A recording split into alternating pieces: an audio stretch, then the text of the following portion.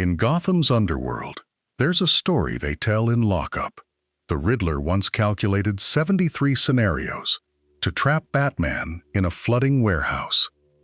He accounted for every exit, every tool, every weakness.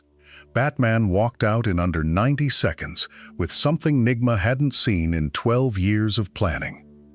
Black Mask's crew swears the belt holds a counter for every weapon in the city. Two-Face claims Bruce Wayne spent $4 million on the pouches alone. The Joker just laughs and says it doesn't matter what's inside, because Batman always has exactly what he needs. The belts become myth. 18 compartments, 7 pounds fully loaded, visible from 6 blocks away on a good night. Every thug in Gotham knows that yellow line means you've already lost. Except the belt wasn't always a guarantee. The earliest versions failed. Bruce bled out twice in the first month. The pouches tore, the clasps broke under his weight, and on a February rooftop in his 3rd week as Batman, the belt nearly got him killed. But to understand what he actually carries, you have to go back to the night he realized a mask and fists wouldn't be enough. February 1st, year 1. Bruce had been operating for 19 days with a canvas military pouch and 4 items: a flashlight, zip ties, a first aid kit, and a knife he'd never use. No gadgets, no backup, no exit strategy. Just anger and a death wish wearing a coat. The Gotham docks, 11:47 p.m. 8 smugglers unloading rifles from a Korean freighter. Bruce dropped 6 in under 2 minutes. Textbook Keezy and desperation. Then the warehouse foreman put 2 rounds in his side, and suddenly the math changed. No grapple line, no smoke, no way down from a 60-foot catwalk, except the hard way. He made it 4 blocks before the blood loss hit. Alfred found him in a Robinson Park stairwell at 1:20 a.m., unconscious, the pouch torn open and empty. 3 pints of blood gone, 14 stitches, and a lecture that lasted until sunrise. Bruce didn't argue. He'd felt it the moment the bullets hit. His plan had no contingencies. The belt Alfred designed that week held 9 compartments and weighed 3 pounds empty. Bruce filled it with bandages, a police scanner, lockpicks, and a collapsible baton. Still no escape tool. That failure taught him a rule he'd never break again, and it began with a single piece of climbing gear. Lucius Fox delivered the prototype on March 8th. A pneumatic grappling gun, 11 inches collapsed, firing a titanium hook on 200 feet of micro-braided line. Rated for 350 pounds at full extension. Cost to develop, $47,000. Bruce test-fired it 91 times in the cave before he trusted it with his life. The first field test was a disaster. The gun misfired on a jump between 2 Marcus Row tenements, the hook sparked off brick, and Bruce fell 3 stories into a dumpster. He went back to Fox with a list: faster retraction, a manual override, a secondary charge. By April, the gun could pull him 40 feet per second and never missed. It changed everything. Suddenly, rooftops weren't dead ends. The GCPD couldn't corner him in alleys. A shootout in the Narrows ended with Bruce grappling straight up through a skylight, while 12 officers fired at where he'd been. The criminals started looking up, and by summer, the grapnel gun was the belt's signature.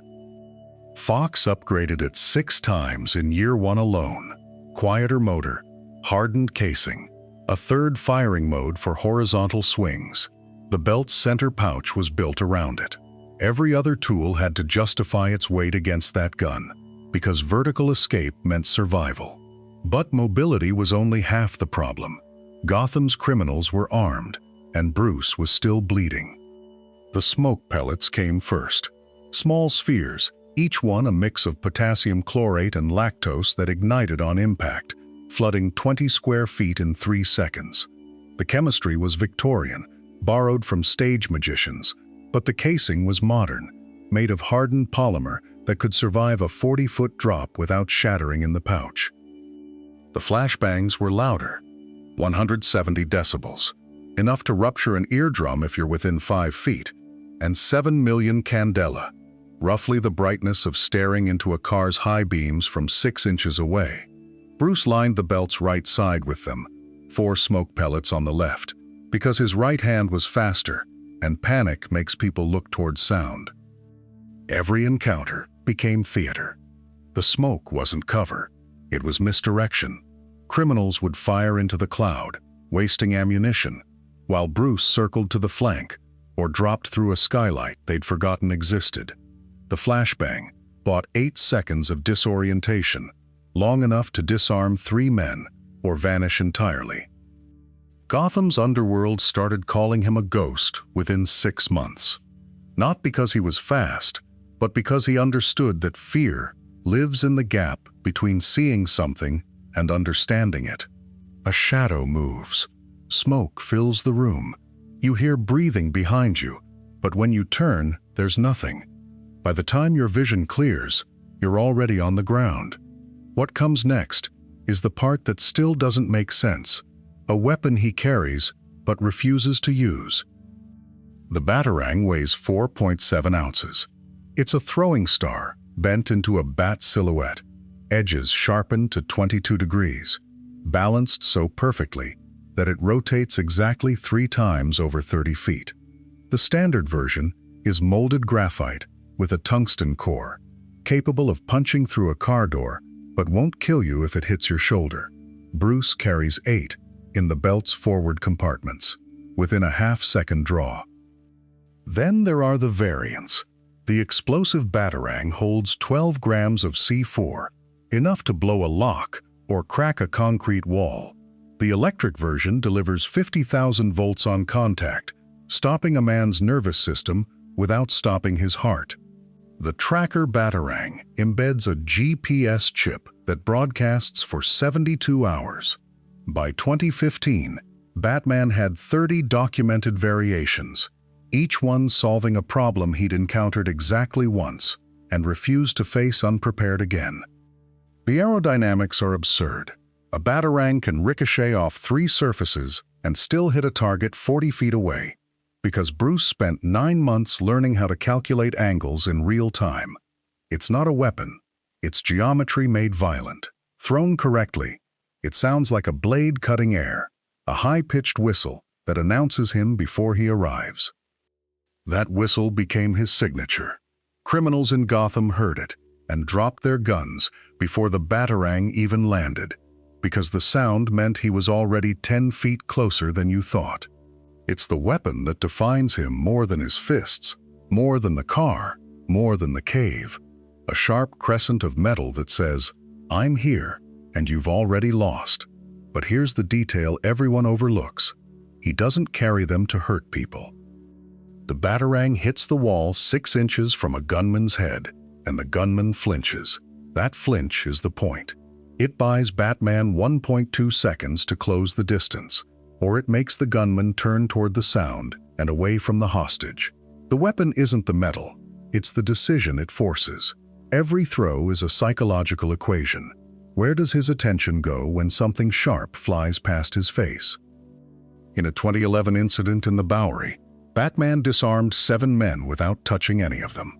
He threw 4 batarangs in sequence, 1 into the ceiling, 1 through a window, 2 into the walls behind them, and the crew scattered, trying to track the sound. By the time they realized he was in the room, their guns were on the floor, and he was standing in the doorway. The batarang controlled the space. He just walked through it. That's the distraction protocol. The belt doesn't just carry weapons, it carries options for rewriting a room's geometry. A smoke pellet makes them blind, a flashbang makes them deaf, a batarang makes them look somewhere else. Each tool is a sentence in a language of misdirection, and Batman speaks it fluently enough that most fights end before anyone realizes they've started. It's a philosophy of presence over violence. He could walk in and break bones, but instead, he makes you think he's everywhere at once, that the shadows have weight, that you're already beaten before you pull the trigger. The utility belt isn't armor, it's an argument. It says you can control an encounter without destroying the people in it. That fear is more surgical than fists. That philosophy extends to the one piece of gear that saved more lives than any other. Tucked in a compartment no bigger than a matchbook sits a rebreather, a capsule that holds roughly 15 minutes of oxygen. It's smaller than a lighter, and most nights it never leaves the belt. But Gotham is a city built on water, ringed by rivers and rotting docks, and sooner or later, the fight goes under. He's used it to slip beneath the surface when henchmen expect a body to float up. He's clenched it between his teeth in flooded tunnels under the Narrows, while the water rose past his chest. When Scarecrow floods a room with fear toxin, the rebreather buys him the seconds to find the door before the hallucinations take hold. 15 minutes isn't much. It's the difference between drowning in a sinking car and walking out soaked but breathing. It's the reason a lungful of nerve gas becomes an inconvenience instead of an obituary. Pay attention to this next detail, because it explains why he survives situations that should kill him. Behind the rebreather sits a field kit engineered for a man who can't call an ambulance. Coagulant foam that seals a stab wound in seconds. Morphine injectors calibrated so he stays sharp enough to keep moving. And a row of antitoxin vials, custom mixed for Gotham's specific poisons. Each vial is tuned to a rogue.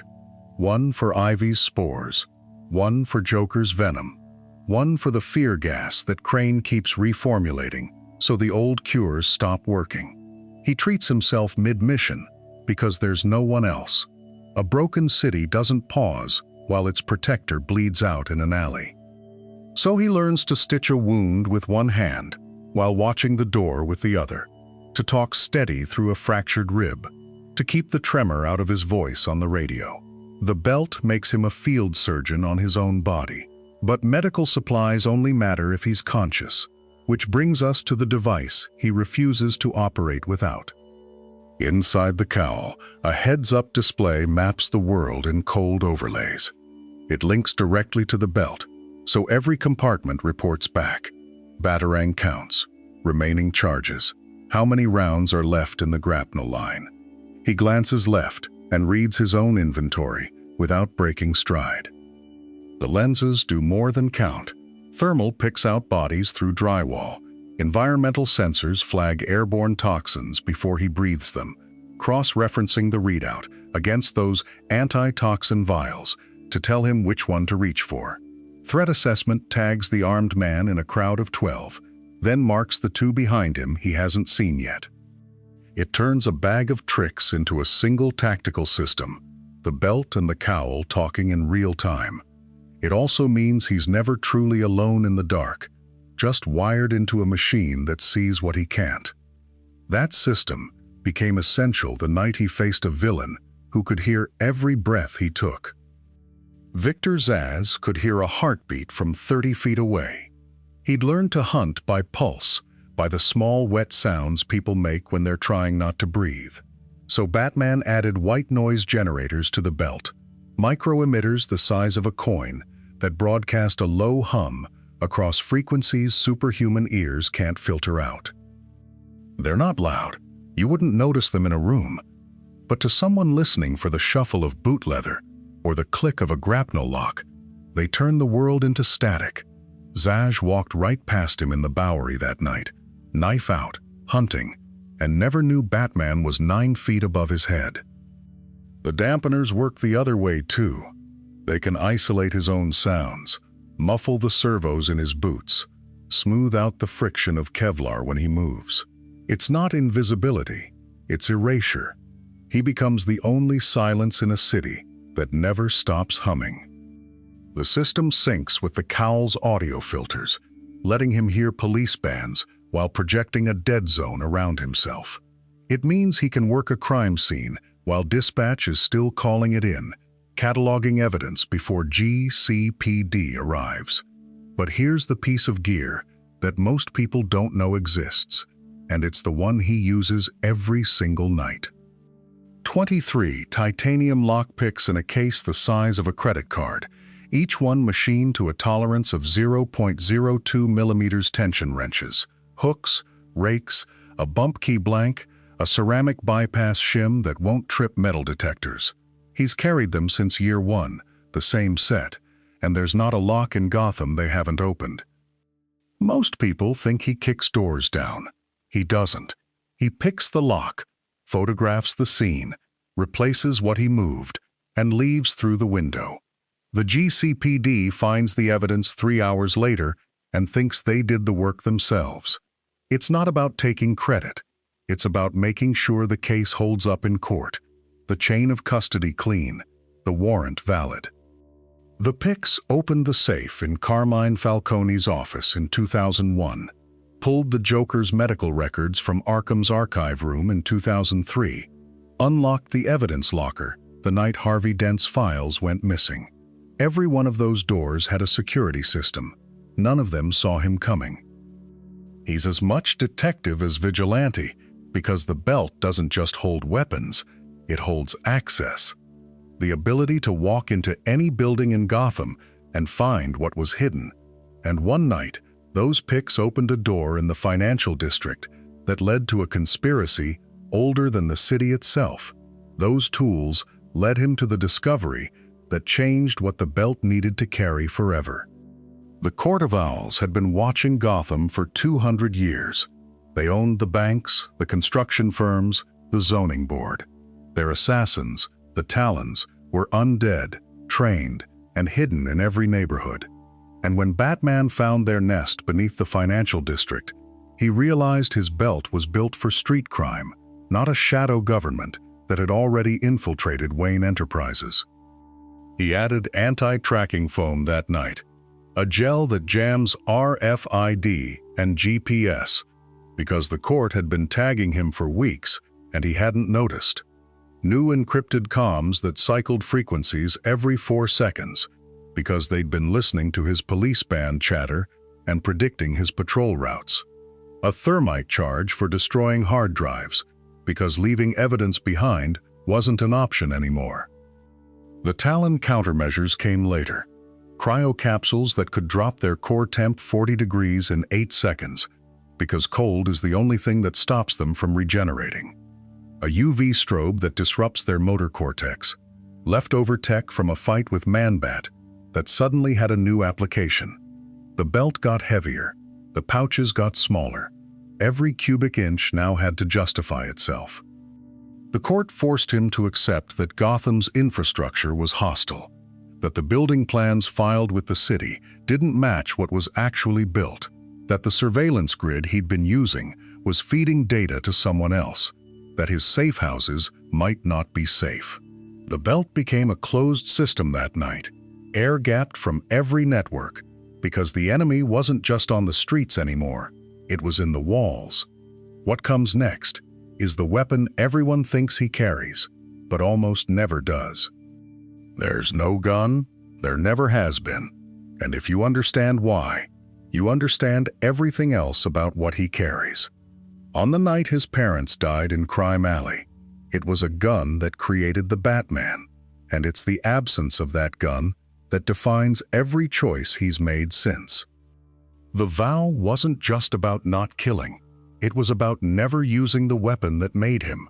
Every tool in the belt exists because of that refusal, each one designed to incapacitate without crossing the line Joe Chill crossed on that rainy Gotham street. What he carries instead are 47 non-lethal options, from the batarangs to the sedative darts, each calibrated to stop without ending. The irony is that this restraint makes him more dangerous, not less. A man with a gun has one answer. Batman has 47, and he spent 15 years mastering every single one. That choice led to the development of the tool that's become his most versatile weapon. The line launcher weighs 2.3 pounds and can fire a retractable steel cable across 150 feet in under 2 seconds. Magnetic anchor heads lock onto Gotham's steel infrastructure.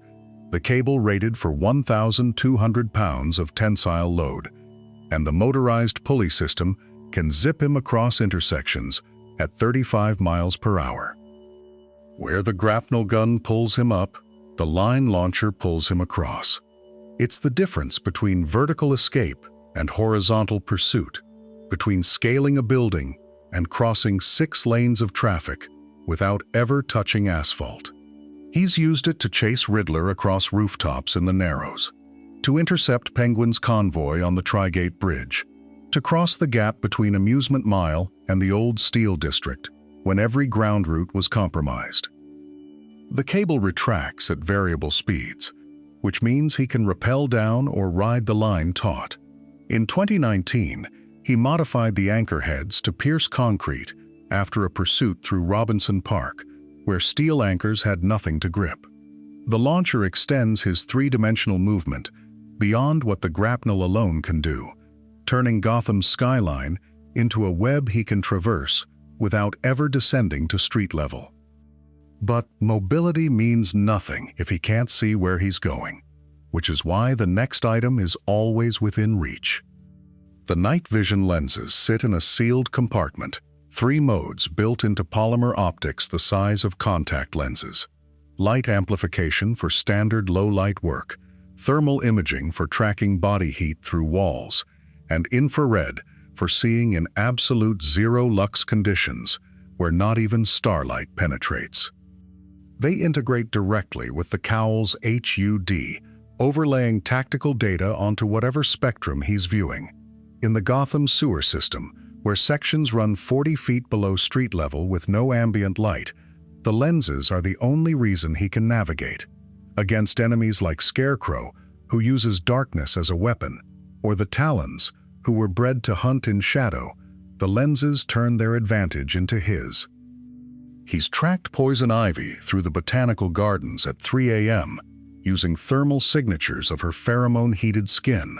He's followed Clayface through the old Gotham subway tunnels, using infrared to spot the heat differential between living tissue and shape-shifted mass. The lenses let him operate in environments where human vision fails, where the only advantage he has is that he can see and his target believes he can't. Pay attention to this next detail, because it's the reason he can operate in conditions that would blind anyone else. The EMP grenades sit in a reinforced pouch near the back of the belt, each one calibrated to emit a 15-meter radius pulse that fries unshielded circuits in 0.3 seconds. He's used them to disable Riddler's electric floor trap in the Gotham Museum, to shut down Black Mask's security grid during the False Face Society raid, and to kill the power in 8 city blocks when Scarecrow wired the fear toxin dispersal system into the subway's electrical main. The pulse doesn't discriminate. It kills cameras, phones, pacemakers if you're standing too close. When he throws one, everything electronic in range goes dark, which means he's fighting in absolute blackness, while his opponents scramble for backup generators or try to remember how doors worked before magnetic locks. The Riddler learned this the hard way in 2019, when every one of his puzzle boxes became expensive paperweights in the span of a single detonation. What makes them effective isn't just the electromagnetic disruption, it's that Batman controls when the lights go out. He owns the darkness in a way his enemies can't replicate, which means every EMP grenade is a tactical reset that puts him back on familiar ground. But here's the detail that even the Bat family doesn't always remember. He carries a counter for his own technology. Every piece of gear in the belt contains a remote kill switch hardwired into a frequency only he controls. The grapnel gun, the batarangs, the cowl's tactical display, all of it can be bricked with a single encrypted command if it falls into the wrong hands. He built this protocol after the Joker stole a utility belt in 2011 and used the explosives to level half of Robinson Park. The override codes change every 72 hours, rotating through an algorithm Alfred updates from the Batcave mainframe. No one else has access to the system. Not Oracle, not Nightwing, not even Alfred after the update runs. If Batman goes down and the belt gets taken, whoever finds it is holding $2 million worth of inert carbon fiber and dead circuitry within 90 seconds of unauthorized biometric contact. Brother Eye proved him right. When his own surveillance satellite went rogue in 2005, it turned his contingency files against the Justice League because he'd prepared for every external threat except his own systems achieving autonomy. The self-destruct protocols in the belt are the lesson he learned from that nightmare. The acceptance that his greatest liability is the technology he trusts. That paranoia extends to the one piece of equipment he never lets anyone else touch. The kryptonite ring sits in a lead-lined capsule welded into the belt's central compartment, a green rock the size of a thumbnail that Superman handed him personally in 2003. Clark's exact words were, "If I ever lose control, you're the only one I trust to stop me." The gift came 6 months after Manchester Black's mind control turned the Man of Steel into a weapon against Metropolis, and Bruce accepted it without argument, because they both understood what it meant. The capsule is triple sealed. Lead stops the radiation, titanium stops physical breach, and a biometric lock, keyed to Batman's DNA, stops anyone else from opening it. He's carried it through 19 years of patrols, and never once needed to crack the seal, but the weight of it never leaves his mind. It's a 40-gram promise that if Superman falls, if the most powerful being on Earth becomes the most dangerous, Bruce will be the one to make the call no one else can make. The ring isn't a weapon. It's a pact between two men who've seen what happens when power goes unchecked, when good intentions curdle into catastrophe because no one was prepared to intervene. Superman trusts him with his life, which means Batman carries the one thing in the universe that can end it. What comes next is the part that still haunts the Justice League, the file he keeps on all of them. The red sun grenades sit in a lead-lined compartment next to a canister of velocity-dampening foam that can slow the Flash to a crawl. There's a psychic shield generator, calibrated to block Martian Manhunter's telepathy, and a sonic emitter tuned to the exact frequency that disrupts Green Lantern's ring construct stability. Each measure was developed in secret, tested in simulation, refined until it was flawless. When Ra's al Ghul stole those files and leaked them to the League, the fallout nearly destroyed the team. Superman called it a betrayal. Wonder Woman refused to speak to him for months. But Bruce never apologized, because the math was simple. If any of them ever turned, if mind control or corruption or desperation ever tipped the scales, someone had to be ready. The belt carries friendship and treason in the same pouches. A tranquilizer dart strong enough to drop Aquaman. An electromagnetic pulse calibrated to disable Cyborg without killing him. Preparation isn't paranoia when you've seen good people become threats. When you've watched power corrupt faster than anyone could intervene. But the most dangerous item in the belt isn't meant for metas at all.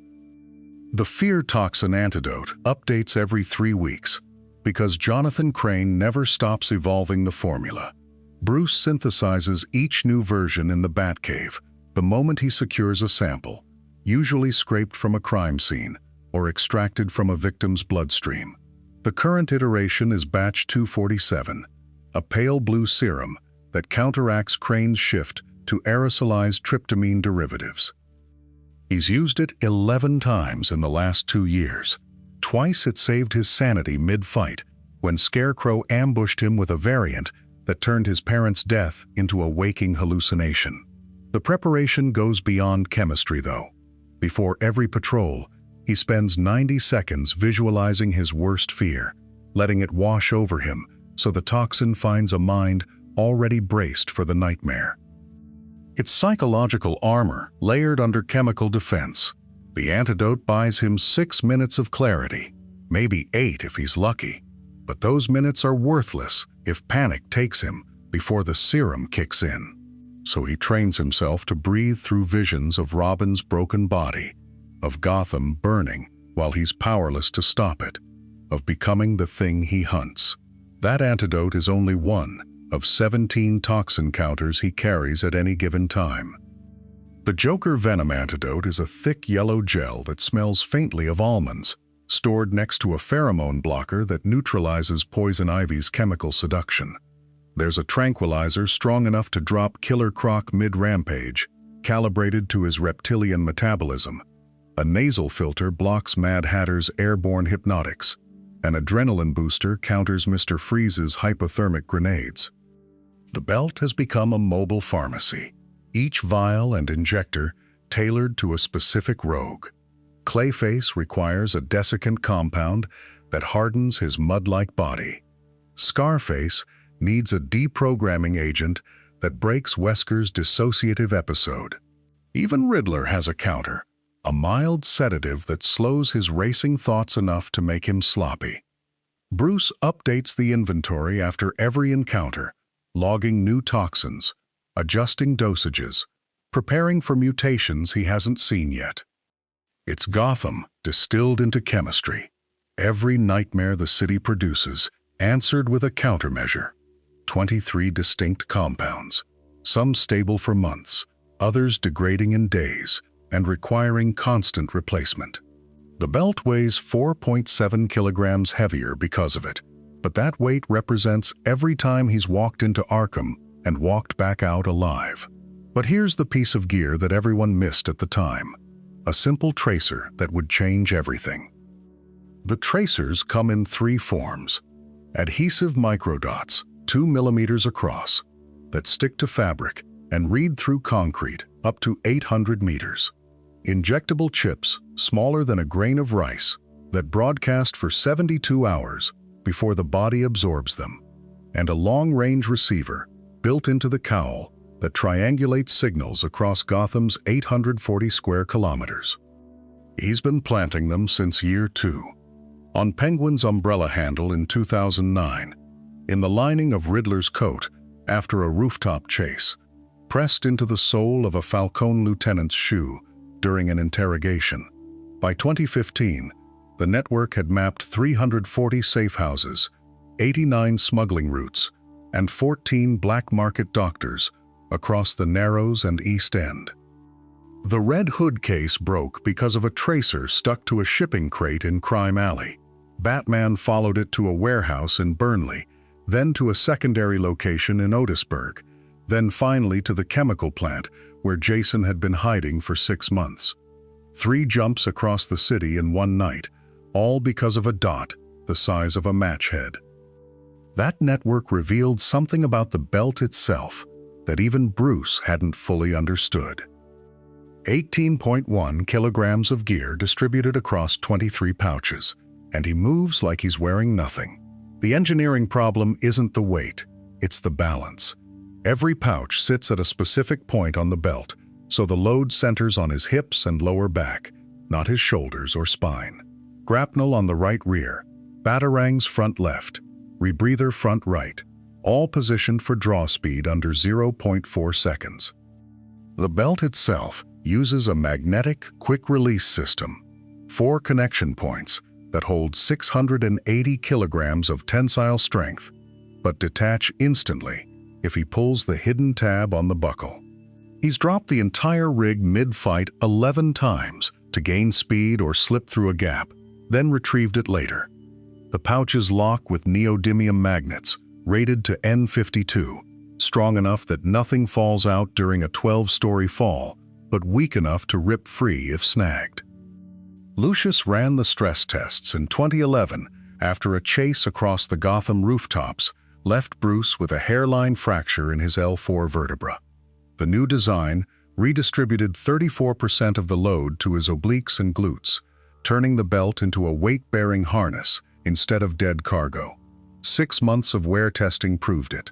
No spinal compression, no loss of mobility, and he could still execute a standing backflip with the full load. Pay attention to this next detail, because it explains how he moves like he does.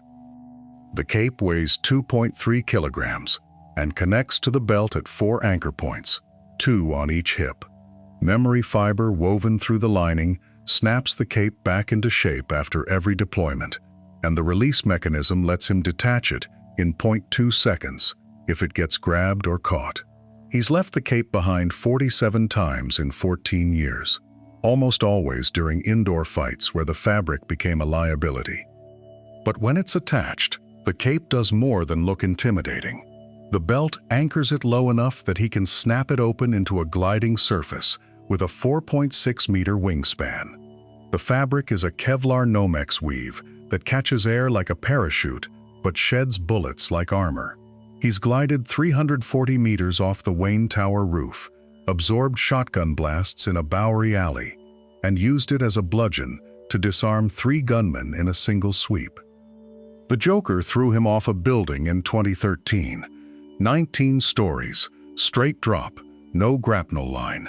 The cape deployed at story 11 slowed his fall enough to hit the awning at 32 kilometers per hour instead of terminal velocity, and the belt anchors held through the impact. Bruised ribs, dislocated shoulder, but he walked away. The connection points showed stress fractures afterward, so Lucius reinforced them with titanium alloy clasps, rated to 1,800 kilograms.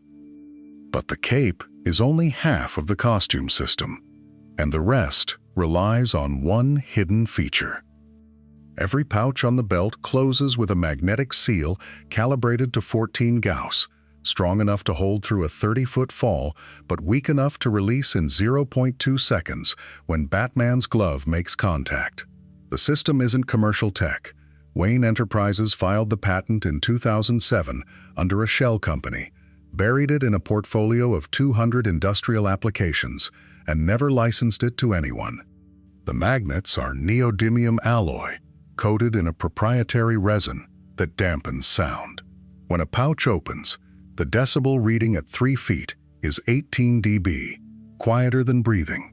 Standard military mag pouches clock in at 45 to 60 dB, loud enough to give away position in a silent room. But the real trick isn't the magnets, it's the polarity sensors embedded in each clasp. They read the magnetic signature of Batman's gloves, a pattern encoded in the suit's gauntlet liner. Wrong gloves, wrong polarity. The pouch stays shut. Joker tried to yank a smoke pellet during a fight in Arkham in 2011 and couldn't get the compartment to release. That security measure became critical the night someone finally tried to take it from him. Bane broke Batman's back in the Nightfall event and took the belt as a trophy. He spent 6 hours in a safe house trying to crack it open, documented in Detective Comics 497. What he found when the pouches finally released were 3 smoke pellets, 2 batarangs, a grapple cartridge, and a med kit.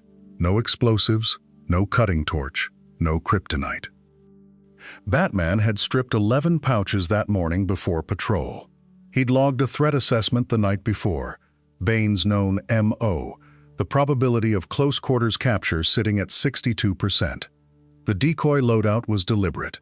What Bane held was a version of the belt designed to survive interrogation, stripped of anything that could compromise the Batcave's location or reveal contingency plans.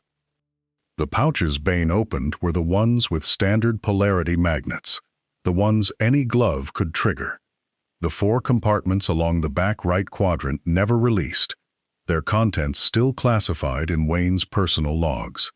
Bane assumed he had everything, and that assumption bought Batman 3 weeks of recovery time before the next encounter. What comes next is the upgrade that came from that failure. Post-Nightfall, Lucius Fox installed biometric locks on 7 of the belt's 22 compartments. Fingerprint readers sit flush with the pouch surface, scanning ridge patterns in 0.4 seconds. The scanners cross-reference against a database of 1, stored in a microchip beneath the buckle, and they'll reject a match if the finger's temperature drops below 32 degrees Celsius, blocking severed limb bypass attempts. 3 pouches on the left side added DNA verification in 2014, sampling epithelial cells through contact and running a 16 loci analysis in 1.8 seconds. The system draws 0.3 watts from a lithium polymer cell the size of a watch battery, enough for 40 unlocks before recharge. If the DNA doesn't match Bruce Wayne's genetic profile, the pouch triggers a microcharge that fuses the contents into an unreadable slag. The final upgrade came in 2016, a neural link threaded through the cowl's interface. 2 compartments along the spine of the belt now respond only to a specific brainwave signature, a theta band pattern unique to Bruce's pre-combat mental state. Alfred tested it once, wearing the cowl, and couldn't get the pouch to open. The system requires not just Bruce's body, but his mind in the exact mode it enters before a fight. But here's the detail that even Lucius Fox questioned: a compartment that stays locked even from Batman. Inside that compartment sits something Bruce won't name in any file. No one has seen it. Not Alfred, not Lucius, not Dick Grayson on the night he wore the cowl during Bruce's disappearance. The theories run dark. A pill designed to stop his heart before interrogation can break him. A reality anchor, something Zatanna helped design in case magic rewrites Gotham's timeline and he needs proof of what was real. Or the final contingency, a device that erases every Batman protocol, every safe house location, every identity in the network, if the wrong hands ever claim the belt. The compartment opens under 3 conditions, coded into the biometric lock. Bruce's heart rate below 20 BPM for 90 seconds. A specific phrase spoken in his voice, one he's never written down. Or a manual override that requires both his fingerprint and a password he resets every 48 hours. A password he never stores digitally. Oracle tried to crack it once, purely as a test of the system. She got through 7 layers of encryption before Bruce appeared in the clock tower and asked her to stop. He didn't threaten, didn't scold, he just said some failures need to stay possible. That mystery is nothing compared to the piece of gear he added after the Lazarus Pit incident. Pouch 14, right hip, 3rd from the back. A vial of counteragent, synthesized from samples Bruce stole from a Lazarus Pit in the Himalayas. It's designed to denature the pit's reanimation enzymes, rendering a corpse inert at the cellular level. If Bruce dies, a subdermal tracker the size of a grain of rice, implanted under his left scapula, activates on a 6-hour delay. It transmits coordinates and biometric cessation codes to the Batcave, to the Watchtower, to Dick's comm system. The message is pre-recorded, 11 seconds long. "I'm gone. Secure the cave. Burn the body." He recorded 4 versions of that message. One for Dick, one for Tim, one for Barbara, one for Alfred. Each version includes different intel, different passwords, different tactical priorities, depending on who finds him first. Alfred's version is the only one that says thank you.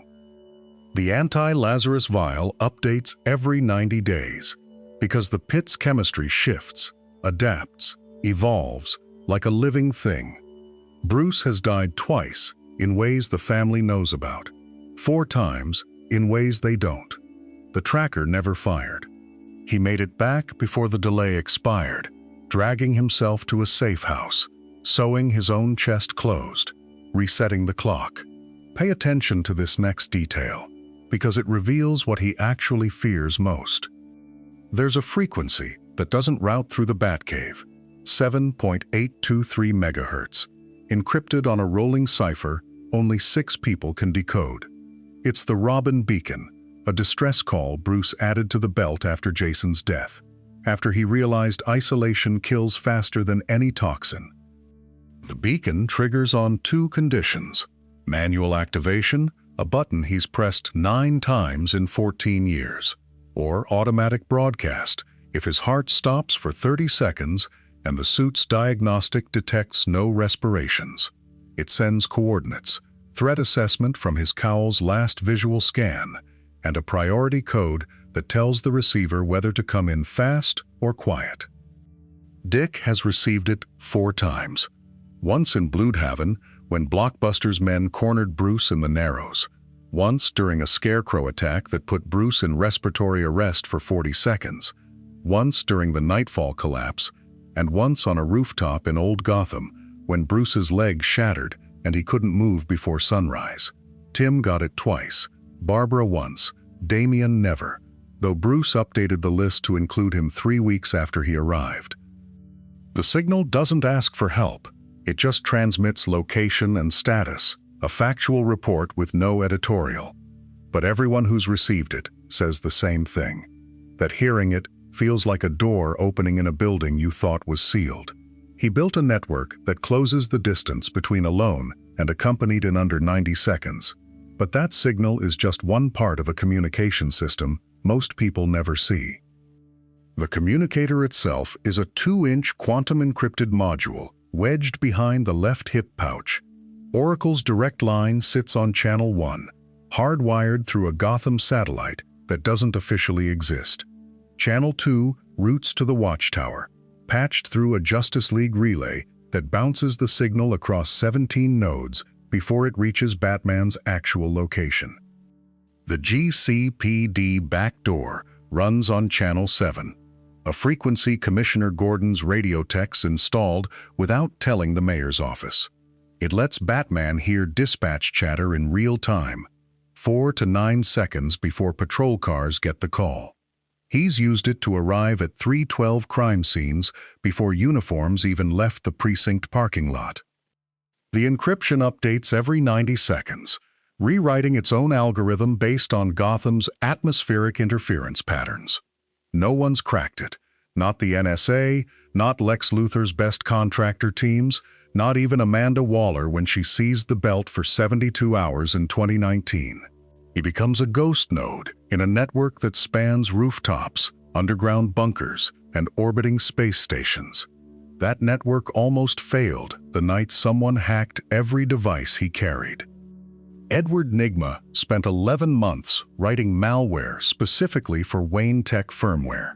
He called it Conundrum 7, a virus that didn't destroy systems, but turned them into question generators. Every screen on the belt, the cowl display, even the grapple gun's targeting reticle started flashing riddles that had to be solved before the device would function again. Batman had 90 seconds before the Batmobile's navigation locked him out on the Trigate Bridge. He didn't solve the riddles. He triggered a hardware reset Bruce had buried in the belt's lining, a manual override that wiped every chip back to factory settings and rebooted from a ROM backup stored in a lead-shielded capsule the size of a thumb drive. The system came back online in analog mode, no wireless, no HUD, just mechanical tools and a wristwatch compass. He's kept that fallback ever since, because he learned what happens when you trust the digital too much. There's a secondary pouch now that holds nothing electronic, just spring-loaded steel and chemistry. What comes next is the physical tool that saved him more times than any computer. The pry bar collapses to 12 inches, titanium alloy with a tungsten tip, weighs 1.4 pounds fully extended. It's forced open 89 doors across Gotham, most of them in buildings the city condemned years ago. He's used it to shift rubble off civilians in 3 separate building collapses, to pry open a shipping container where Penguin had locked 14 people without water, to bend the bars on a Blackgate transport after it rolled into the river. Bruce added it to the belt in 2009, 2 years after a crowbar became the weapon that killed Jason Todd in that warehouse in Sarajevo. He carries it in the right rear pouch, opposite the smoke pellets, where his hand goes instinctively when something needs to be opened or moved. It saved 67 lives in situations where a batarang or grapple gun couldn't do anything but watch. The handle's wrapped in the same rubber grip Jason used on his own belt, a detail no one but Bruce would recognize. Sometimes the simplest tool is the one that carries the most weight, and this one measures its value in doors forced and people pulled from the dark. But here's the piece of gear that everyone overlooks. It's not a weapon at all. Tucked into compartment 7 are sterile evidence bags, fingerprint powder, cotton swabs, and evidence tags pre-printed with case numbers that don't exist in any official database. Bruce maintains chain of custody like a CSI tech, dating and sealing every sample because half the criminals he puts away end up in courtrooms, not just hospital beds. The bags are medical-grade polyethylene, resistant to cross-contamination, and each one carries a tamper-evident seal. He's testified as a forensic consultant 14 times under aliases, and prosecutors have built convictions on evidence he delivered anonymously through Commissioner Gordon. The Falcone RICO case in 2019 hinged on fabric fibers Batman collected from a warehouse in Burnley, bagged properly, transferred cold. Gotham's defense attorneys have tried to suppress vigilante evidence 41 times. They've succeeded twice. Bruce learned early that sloppy collection means acquittals, so every sample gets logged. Every bag gets stored in climate-controlled archives beneath the cave. The belt holds 12 bags at a time, enough for a standard crime scene. That detective work led to the tool that's become essential in the digital age. The forensic scanner looks like a thick smartphone, but packs a portable mass spectrometer, UV-vis spectrophotometer, and DNA sequencer into 340 grams. Point it at a blood droplet, and within 90 seconds, you've got blood type, approximate age of the stain, and a partial genetic profile uploaded directly to the Batcomputer's criminal database. It can identify 847 chemical compounds, from industrial solvents to Scarecrow's fear toxin variants, with accuracy that rivals Wayne Enterprises' own R&D lab equipment. The scanner closed the Merchant Square murders in 2021 when it detected traces of acetone and potassium permanganate at 3 separate scenes, chemicals the killer used to dissolve evidence. GCPD had nothing. Batman had a signature. The device sync links to Oracle's servers, cross-referencing samples against every unsolved case in the last 15 years. It solved 23 cold cases that Gordon's detectives had shelved. Bodies pulled from the Gotham River with causes of death finally explained by toxicology reports no medical examiner ever ran. The scanner's battery lasts 6 hours of continuous sampling. Bruce has drained it twice in one night. Pay attention to this next detail, because it explains how he sees crime scenes no one else can. Compartment 9 holds a UV pen light and 3 pressurized canisters of luminol spray, the chemical cocktail that makes blood glow blue-white under ultraviolet wavelengths, even after it's been scrubbed away. Killers wash floors, repaint walls, replace carpets. Luminol doesn't care. It reacts with hemoglobin's iron molecules and lights up crime scenes that officially don't exist anymore. The UV light runs at 365 nanometers, optimized for biological fluids and certain inks. Bruce has followed blood trails through 8 rooms of a condemned tenement, each drop invisible to the naked eye, leading him to a basement where the Joker had stored 4 hostages in oil drums. The clown had mopped the floors with bleach. The luminol found arterial spray patterns on the ceiling. Joker leaves messages in substances that only appear under specific light, phosphorescent ink that vanishes in daylight but glows green at 395 nanometers, taunts written on walls that patrol officers walk past every day. The Riddler used UV reactive paint for coordinates once, a message Bruce found on a dumpster in Crime Alley that led to a bomb in Robinson Park. The belt carries 3 canisters because crime scenes in Gotham are rarely small, and you don't get second chances when the evidence oxidizes. But the most important visual tool in the belt isn't for crime scenes at all. It's a 4-inch polished steel disc, curved slightly to widen the reflection angle, tucked into a Velcro sleeve on the belt's left side. Batman carries a piece of the signal with him. When Gordon's occupied, when the rooftop's not an option, when he's 8 blocks east in the Bowery and needs Jim to know he's got eyes on a hostage situation, he angles that mirror toward the nearest streetlight or building floodlight and bounces the bat symbol back. He used it in No Man's Land when the GCPD was fractured into 3 districts and the main signal tower was rubble. He used it the night Scarecrow took City Hall, flashing SOS patterns to Gordon's office window while the mayor's security thought they were alone. The mirror weighs 2.3 ounces. It saved 11 officers and 29 civilians across incidents where waiting for the cape to cross the city would have been 4 minutes too slow. Gordon knows the signal calls Batman. What he doesn't realize is Batman can call back, that the partnership has a return channel built into a tool small enough to palm.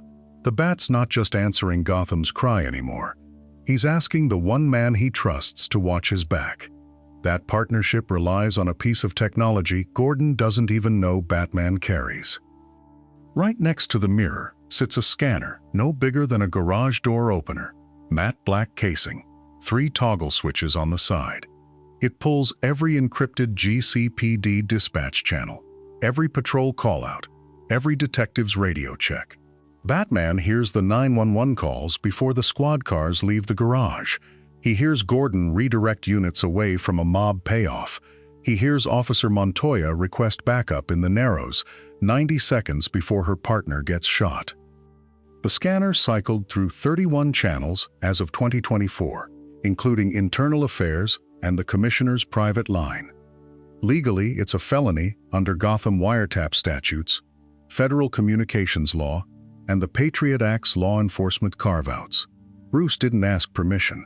He arrives at crime scenes an average of 4.7 minutes before the first patrol unit because he's already rolling when the operator types the address. It stopped 19 officer-involved shootings by putting him between the gun and the badge.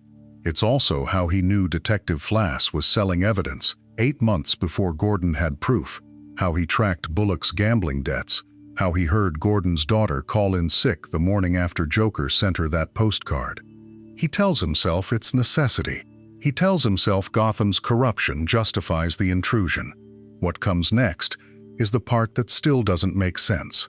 A tool for escape that he's never actually used.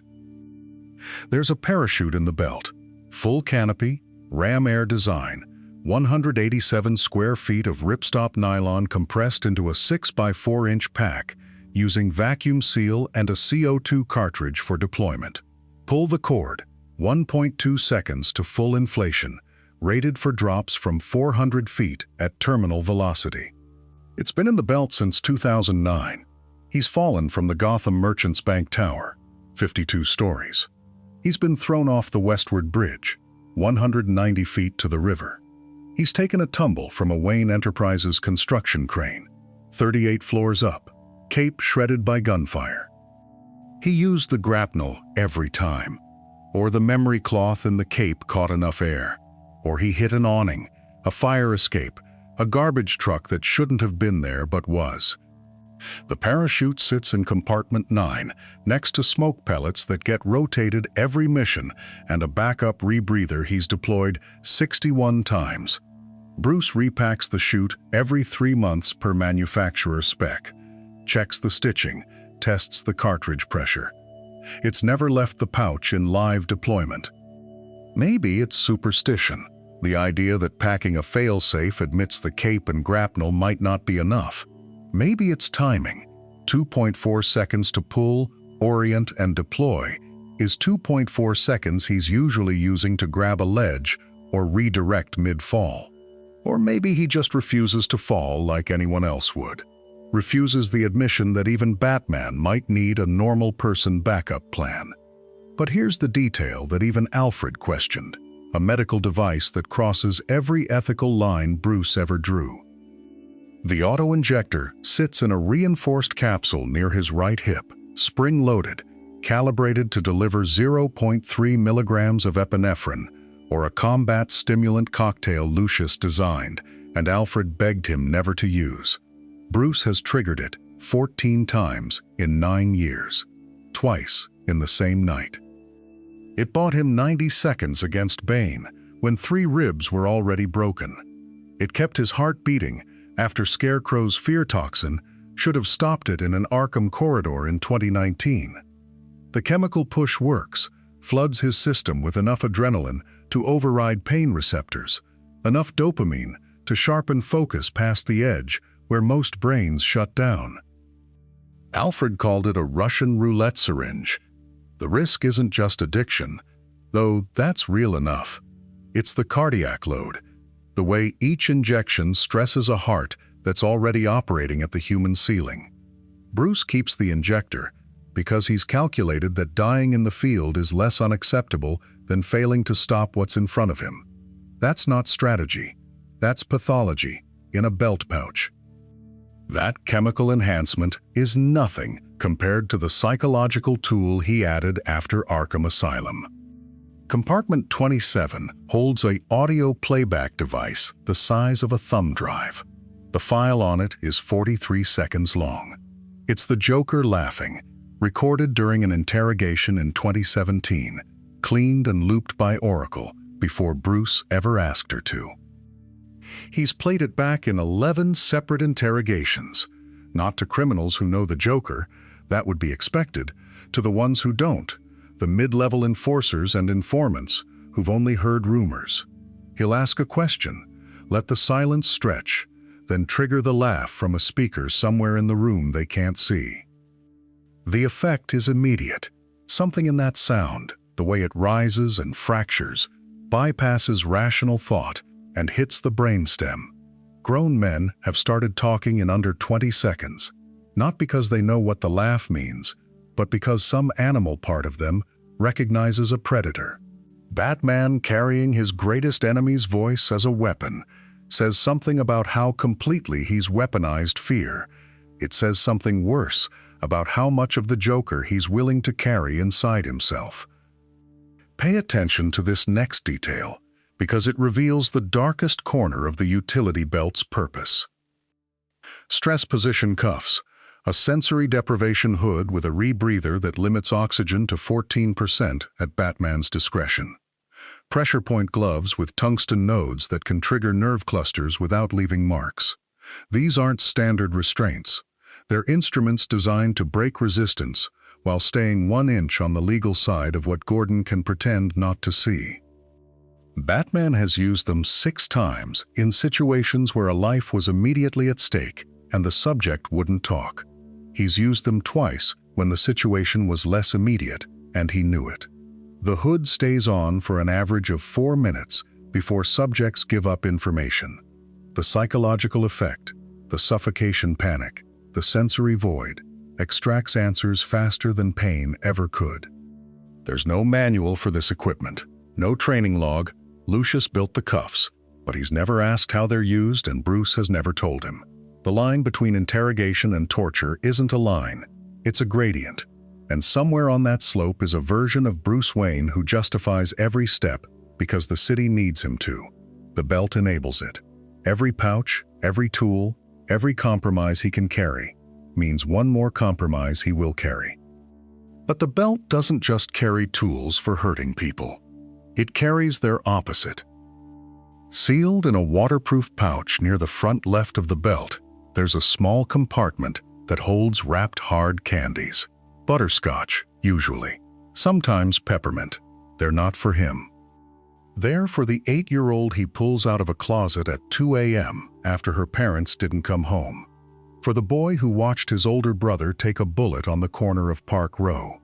For the kid who's shaking so hard in the back of the GCPD cruiser that Gordon calls Batman over because the mask is somehow less frightening than the officers.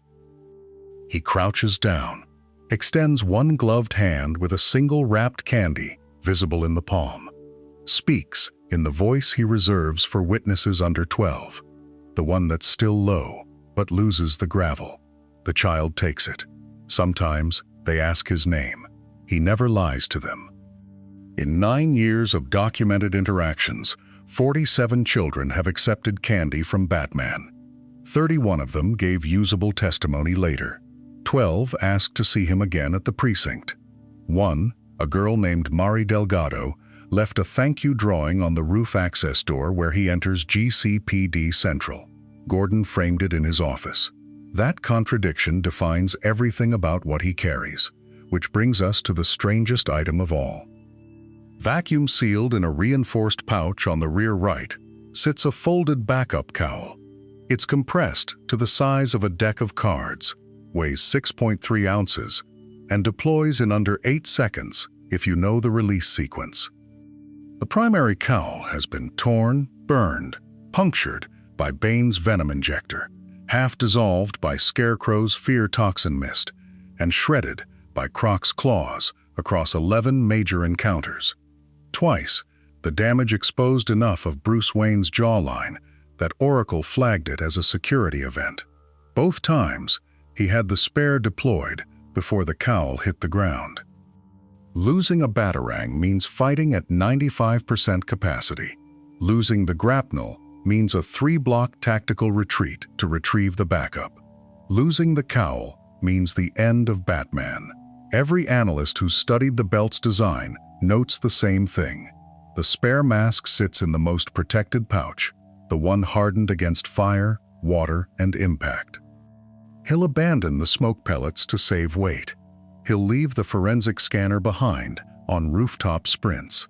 But the backup cowl has never been removed from the belt except to be used or replaced. In the hierarchy of what Batman carries, the face comes before the fists. What comes next is the piece of gear that most people don't believe exists. On the left hip, in a narrow aerosol holster, there's a canister labeled in Lucius Fox's handwriting, Shark Repellent Bat Spray. Yes, that's shark repellent. The 1966 original was a sight gag. This version is a legitimate chemical deterrent derived from Moses' soul toxin, effective against Carcharodon carcharias at concentrations of 40 parts per million. It exists because Killer Croc dragged Batman into Gotham Harbor during their second encounter, held him underwater for 90 seconds, and summoned a feeding frenzy by bleeding into the water. Batman survived by jamming a rebreather into Croc's mouth and using the confusion to surface. 6 months later, the spray was standard loadout. It's been deployed 4 times, once against Croc in the aqueduct system beneath Arkham, once during a chase through the decommissioned aquarium on Bleak Island, twice in open water when pursuit routes left no alternative. In each case, it bought 30 to 45 seconds, long enough to reposition or extract a civilian. The internet mocks it. Comedians build entire sets around it. But every Gotham Harbor patrol officer who's worked a water rescue with Batman has seen the canister and understood. The joke that saves your life stops being a joke. But here's the detail everyone missed at the time. That absurdity is calculated. Batman doesn't just carry tools, he carries myths. The shark repellent becomes a punchline that makes Joker's crew laugh in the seconds before they realize the smoke pellet wasn't empty. The grapnel gun's theatrical swing draws eyes upward, while the real move happens at ground level. Every piece of obvious gear is cover for 3 pieces you'll never see coming. Scarecrow's toxin works because fear is irrational. Batman's belt works because overconfidence is predictable. You see the bright yellow pouches and think you know what's inside.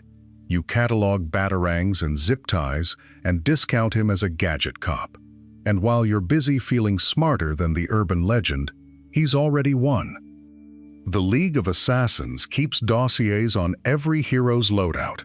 Ra's al Ghul can tell you what Superman carries in his fortress, what Wonder Woman's lasso can't break, what Green Lantern's ring fears most. But Batman's file has 47 different inventories, because no 2 encounters show the same belt. The variation isn't random, it's camouflage. The mythology stays bulletproof because the facts keep shifting. Gotham's underworld whispers about the belt like sailors talk about sea monsters. Everyone's got a story. Nobody's got the full picture. And that uncertainty, that can he really have a counter for everything dread, does more work than the actual gear ever could. That theater extends to the one modification he made after the Owlman encounter. Owlman wore the same belt, same pouches, same yellow, same cape and cowl. He knew every contingency, because on Earth 3, he'd built the same contingencies. The fight in the watchtower lasted 90 seconds and ended with Bruce holding a batarang to his own throat, staring at a reflection that smiled. The Justice League found them frozen, neither willing to move first, because every counter had a counter, and both men knew all of them. After Crisis on Infinite Earths, Lucius Fox installed a dimensional anchor in the belt's buckle, 2.1 centimeters transponder linked to the Watchtower's multiversal array. It doesn't prevent crossovers, it just confirms which Earth you're standing on, which Bruce Wayne you're talking to. The readings are binary, Earth 0 nominal or Earth 0 compromised. During Dark Knight's Metal, the anchor screamed. 7 dark multiverse Batmen, each carrying a belt optimized for the power they'd stolen. The Devastator's belt had kryptonite in every pouch. The Drowns had Atlantean tech Batman Prime had never seen. The Red Death carried 4 Speed Force batteries. And the Batman who laughs, his belt was empty. He didn't need tools anymore. He'd become the contingency. The anchor still updates every 4.3 seconds. A quiet ping that says you're home, you're real. The math still holds. On a planet where gods rewrite reality before breakfast and yesterday's ally becomes tomorrow's tyrant, that certainty is the only gear Batman truly can't function without. Pay attention to this next detail, because it explains the belt's single most important feature. The belt you see in Arkham isn't the belt he wore to the Watchtower that morning. Standard Gotham loadout, 18 pouches, 212 items, 6.8 kilograms total. Arkham loadout, 22 pouches, 181 items, 5.1 kilograms. Because you don't need the kryptonite air filter when you're walking into a building full of humans with knives. League loadout, 14 pouches, 94 items, 9.3 kilograms. Because Superman might turn, and you need the heavy counter. Every pouch detaches. Velcro-backed, modular, color-coded on the inside where enemies never look. Blue trim, non-lethal crowd control. Red trim, solo infiltration. Black trim, the ones Alfred doesn't ask about. Before patrol, Bruce pulls pouches like a chef preps mise en place. The belt is a frame. The mission loads the content. Oracle tracked this for a month during No Man's Land. 31 days, 31 different configurations. Twice he wore the same belt 2 nights in a row, and both times it was misdirection. Bait for a trap he'd seen coming 72 hours out. The Riddler once stole a belt off an unconscious Batman, cracked it open in his hideout, and found 9 smoke pellets, 4 zip ties, and a note. Wrong night, Edward. Modularity isn't preparation, it's the refusal to be predictable in a city where predictable gets you killed. The Dark Knight doesn't carry everything. He carries exactly enough, reconfigured hourly, tailored to the 16 scenarios he's mapped for the evening and the 40 he hasn't thought of yet. That adaptability became essential when he faced the one enemy who knew everything he carried. Tommy Elliot spent years studying Bruce Wayne. Childhood friend turned surgeon turned obsession. He knew the belt before he ever wore bandages, cataloged every pouch during their teenage nights when Bruce was still designing version 1.0 in the Manor workshop. When Hush finally moved against him, Bruce didn't swap out the gear. He left it exactly where Tommy expected it. Batarangs in pouch 3, rebreather in 7. The explosive gel Tommy had watched him pack 100 times. The countermeasure wasn't new equipment. It was letting Elliot believe the belt hadn't changed in 15 years. Bruce carried dummy smoke pellets that night. Identical weight, identical feel, filled with talcum powder and red dye. When Hush reached for the pouch he'd memorized, he got a cloud of nothing and a tracer that led Gordon's units straight to his safe house. Intimacy breeds predictability. Predictability breeds traps. But the belt's greatest evolution came from an ally, not an enemy. Lucius Fox runs a 12-person skunkworks unit inside Wayne Enterprises' Applied Sciences division. Officially, they prototype next-gen urban rescue equipment. Unofficially, they're rebuilding Batman's belt every 90 days. The rebreather that took Navy SEALs 8 years to develop, Fox delivered it in 11 months, half the size, triple the oxygen capacity. Every tool Bruce field tests comes back with notes.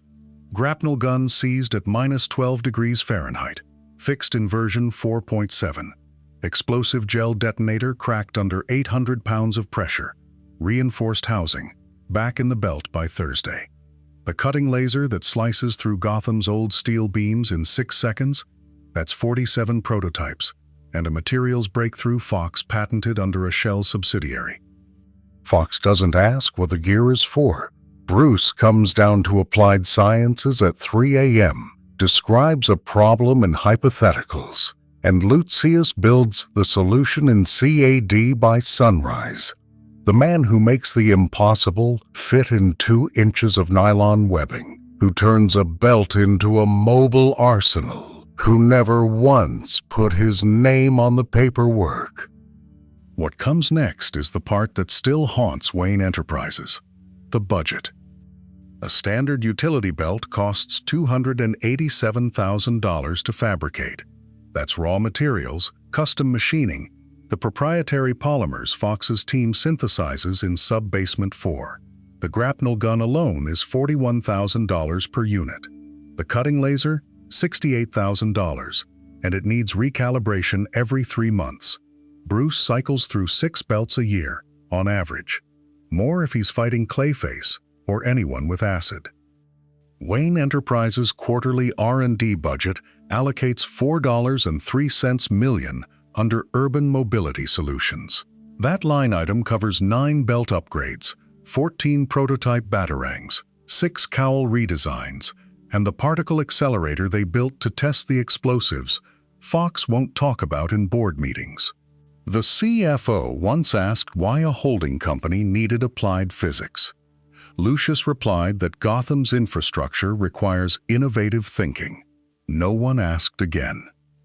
Bruce Wayne could buy 11,000 belts with the money he spent on the tumbler. He could fund Arkham's psych ward for 8 years with what he's invested in Batarang wind tunnel testing. Instead, he funds both. The belt is a rounding error in a fortune built to outlast him. Tactical advantage measured in shareholder dividends no one will ever see. But here's the piece of information that puts everything in perspective. How many belts he's lost? The count sits at 47. 47 utility belts destroyed, dissolved, stolen or abandoned across 15 years of operating in Gotham. 11 were lost to explosions, 8 melted in acid or fire, 6 taken by villains who wanted to study them, 9 deliberately left behind when stealth demanded it, and 13 sacrificed as decoys or shrapnel shields to save civilian lives. Each belt costs $340,000 to fabricate and stock. Bruce replaces them without hesitation. The belt is a consumable in his calculus, gear versus life mathematics. He runs in fractions of a second. He'll trade $1 million in hardware for a single bystander without pausing to consider the math. The Joker once forced him to choose between the belt and a hostage, assuming Batman valued the equipment. Bruce threw it into Gotham Harbor in under 2 seconds. The belt is tactical advantage, nothing more. It's disposable in ways Batman himself refuses to be, a philosophy written in replaced buckles and rebuilt compartments. Pay attention to this next detail, because it reveals what he actually values most. 4. Pouches on every belt sit empty when he leaves the cave. Left side, positions 6 through 9. Standard configuration across every design iteration since year 3. They're not forgotten or overlooked. They're intentional negative space, reserved for the unpredictable. Evidence collected mid-patrol goes into pouch 6. Blood samples, fabric fibers, shell casings, anything that needs chain of custody protection before it reaches the cave's lab. Pouch 7 holds items he confiscates from suspects, weapons or drugs that can't stay on the street. Pouch 8 is flex space, whatever the mission demands he didn't anticipate needing when he geared up. Pouch 9 stays empty until it doesn't. It's carried a scared child's stuffed animal. a dying man's wedding ring to return to his widow, a handwritten note from a victim thanking him. The compartment exists because preparation isn't about carrying everything. It's about having room for what you can't predict. The philosophy of designed emptiness. That philosophy extends to the one item he carries that has nothing to do with crime fighting. The photograph measures 2.5 inches by 3.5 inches. Thomas and Martha Wayne, outside the Monarch Theater, smiling. Bruce was 7. The image is laminated in military-grade polymer, waterproof and tear-resistant, carried in a dedicated sleeve behind the buckle plate in every belt iteration for 15 years. He doesn't look at it often. Twice a year, maybe less. But it's there when memory fails, when exhaustion or head trauma blurs the reason he puts on the cowl. The mission began the night that photograph became all he had left of them. 2 faces frozen before the alley changed everything. Other heroes carry symbols of hope. Batman carries a reminder of failure, a 2.5 by 3.5 inch monument to the crime he couldn't prevent because he was a child who couldn't act. The belt holds 63 tools to ensure he never feels that powerless again. The photograph is tool 64, the one that keeps him honest when the mission blurs into obsession. But the belt's most important contents aren't physical at all. Pouch 17 contains a titanium-encased drive the size of a thumb. 4.7 terabytes encrypted with Wayne Enterprises' military-grade algorithms, holding every case file Batman's ever compiled. Crime scene photographs from 1,400 investigations, audio confessions from 89 interrogations, forensic analysis of blood samples, ballistics reports, handwriting samples from ransom notes, dating back to his 2nd year. It's Gotham's criminal history compressed into 64 grams. The Joker's psychological profile spans 340 pages. Riddler's cipher patterns cross-referenced, with 12 years of riddles. Scarecrow's fear toxin formulas, every iteration, every antidote Batman synthesized in response. The drive holds leverage on 200 criminals still walking free, waiting for the right prosecutor, the right judge, the right moment when a case can finally close.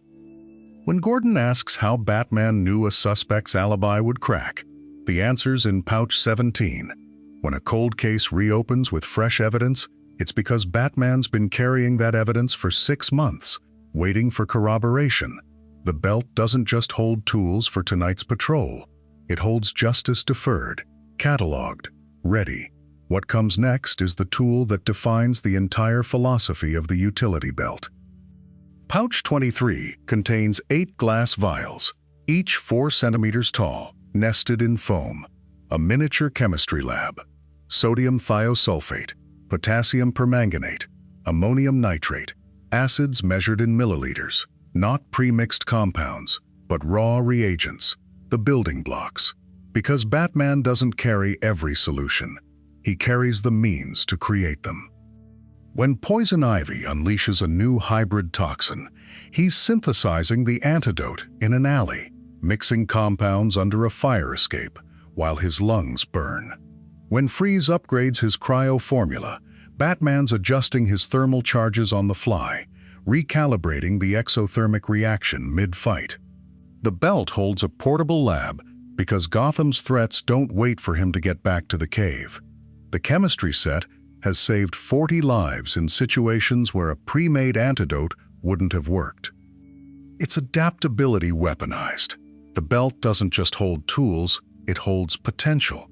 Every reagent is 100 tools waiting to be born, mixed in the moment, tailored to the threat standing in front of him. Batman doesn't prepare for every scenario. He prepares to prepare for every scenario. That adaptability faced its greatest test when he lost the belt entirely. Arkham Asylum, Year 4. Joker's men strip him down, take the belt, lock him in a cell with nothing. No batarangs, no grapnel, no explosives. Just Bruce Wayne in a cowl and boots. He escapes in 90 minutes using a bed spring, shoelace fiber, and rust scraped from the door hinge. The bed spring becomes a lockpick. The rust oxidizes into a mild acid when mixed with his own sweat. The fibers a garrote. Blackgate Prison, Year 7. Hugo Strange confiscates the belt as part of a psychological experiment. Batman improvises thermite from a smoke detector and iron oxide rust, cuts through 3 steel doors. No utility belt, just chemistry and desperation. The belt's been taken 11 times across his career. He's escaped every time, usually faster than if he'd had the gear. Because the belt serves the man, not the reverse. It's a force multiplier, not a crutch. The real weapon is the mind that built it, the training that taught him to see a bed spring as 40 different tools depending on the angle.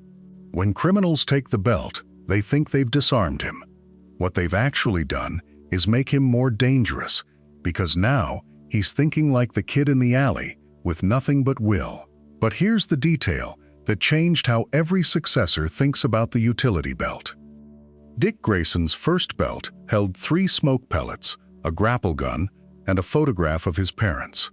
Jason Todd added brass knuckles to his second pouch and kept a spare magazine for the guns Bruce told him never to carry.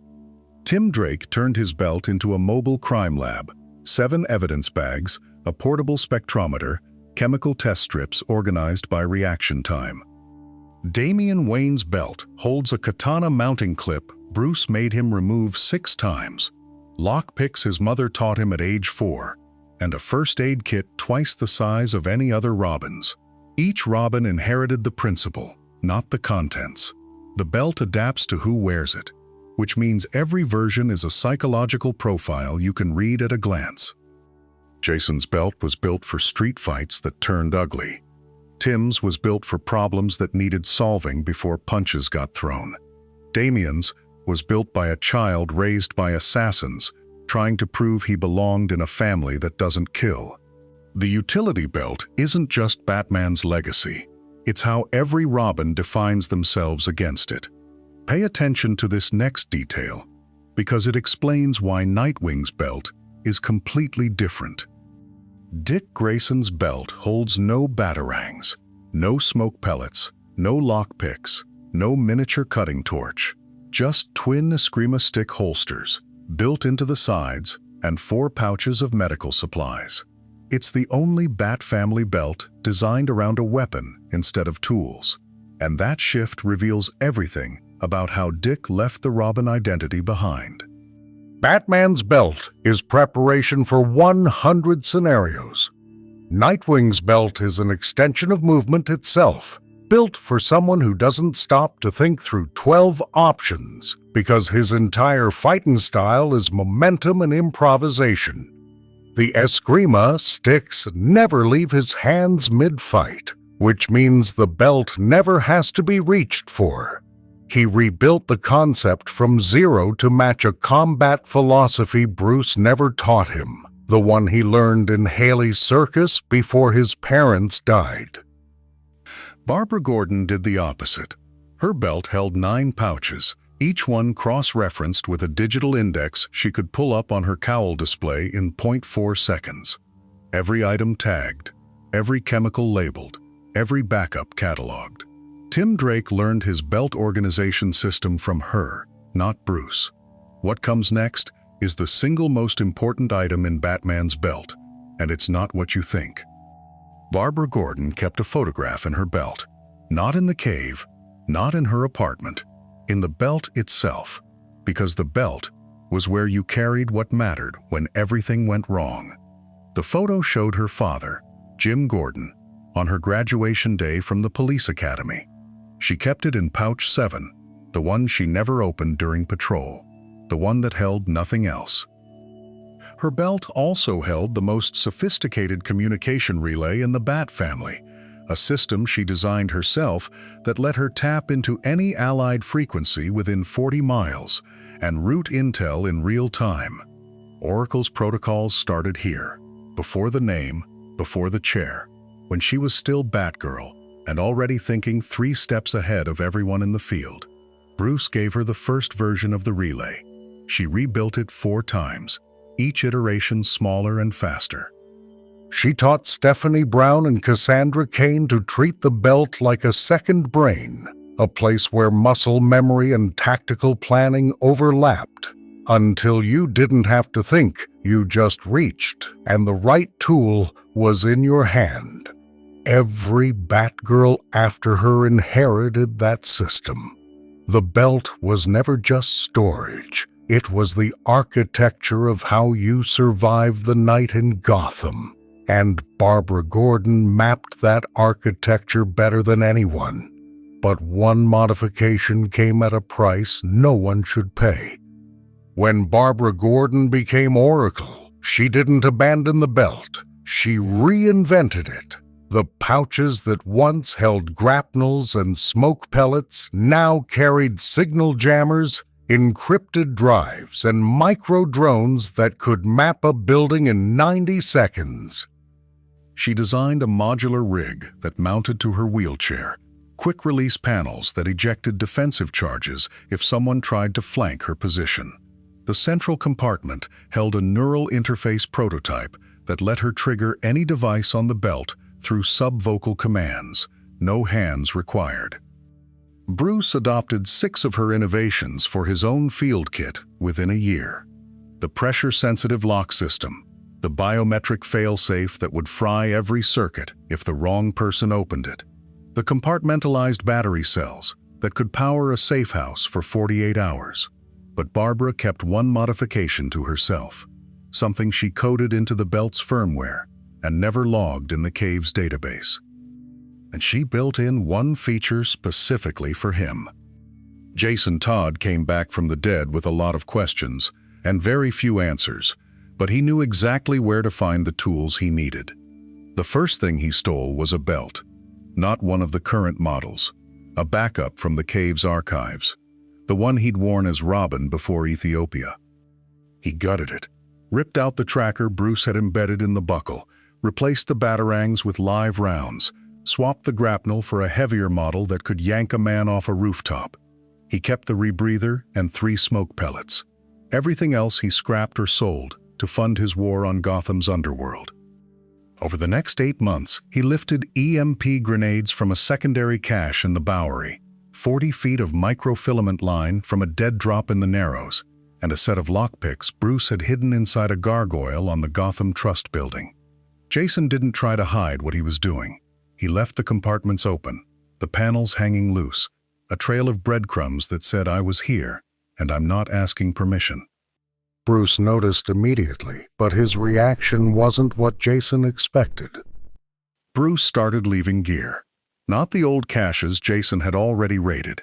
New ones, restocked within 24 hours of being emptied. A fresh grapnel in the Bowery drop site.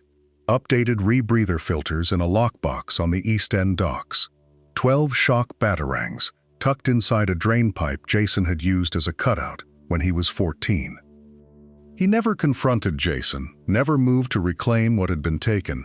He just made sure the supplies were there, clean and functional, like he was prepping for a partner who might need backup even if that partner refused to call. The pattern held for 11 months. Jason would empty a cache, Bruce would refill it within a week, always one step ahead of what Jason didn't know he needed yet. It was the closest thing to a conversation they'd had since the resurrection. No words, no reconciliation, just the silent language of a utility belt restocked in the dark. Bruce replaced the grapnels, the smoke pellets, the medical supplies, the ammunition Jason burned through in Crime Alley. Except for one compartment, he sealed permanently. Damien arrived with his own ideas about utility. The 10-year-old assassin unpacked throwing knives weighted for vertebrae, a ceramic garrote disguised as wire, and 3 vials of synthesized fear toxin his grandfather had refined beyond Crane's formula. Bruce found the poisons first: tetrodotoxin in a false batarang, ricin dust in a smoke capsule, and something Damien called the Lazarus derivative that stopped hearts for 90 seconds before restarting them. He removed them all while his son slept. The blades took longer. Damien had sewn sheaths into 7 compartments, each one positioned for a killing draw Bruce recognized from Talia's training. He extracted them methodically, replacing spring-loaded slots with medical foam. What remained in Damien's section of the belt weighed 340 grams less than what arrived. Bruce never told him the exact inventory, never explained which tools crossed the line, but one of Damien's contributions proved too valuable to discard. The scarab blade stayed, 11 centimeters of folded steel, league-forged, sharp enough to slice Kevlar without sound.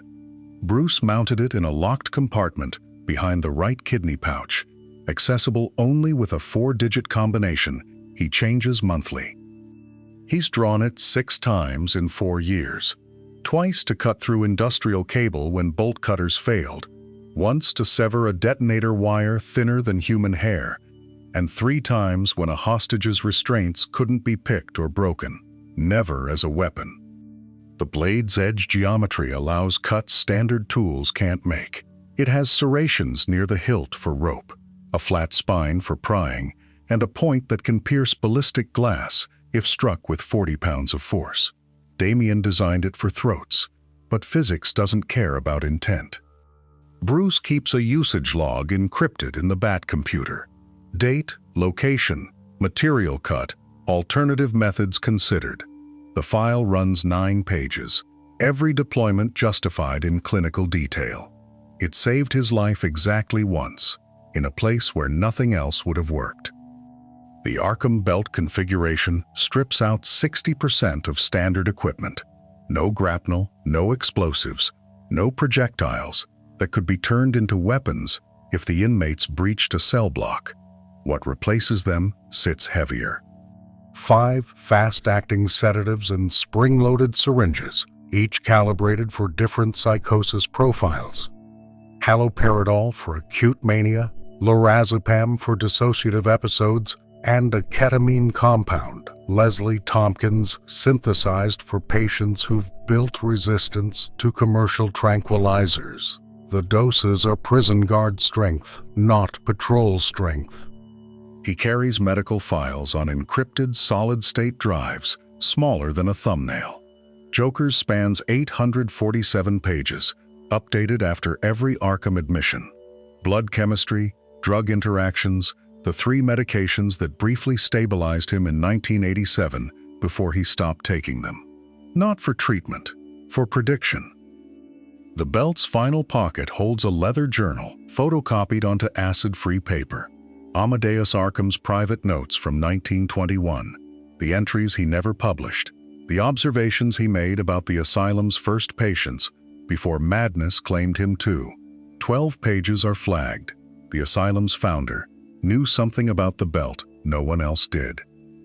The descriptions are precise.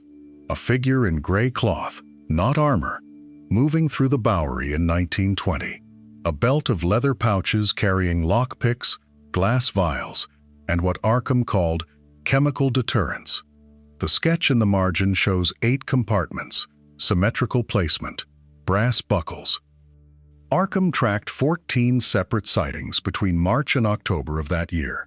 Each report came from criminals admitted to the asylum, men who'd been left bound for the police with no explanation. They all described the same belt, the same methodical approach, the same refusal to kill.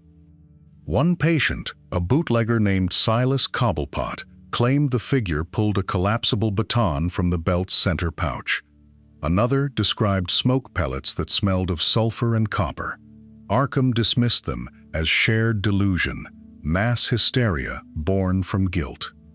But his final entry, dated November 4th, 1920, reads differently.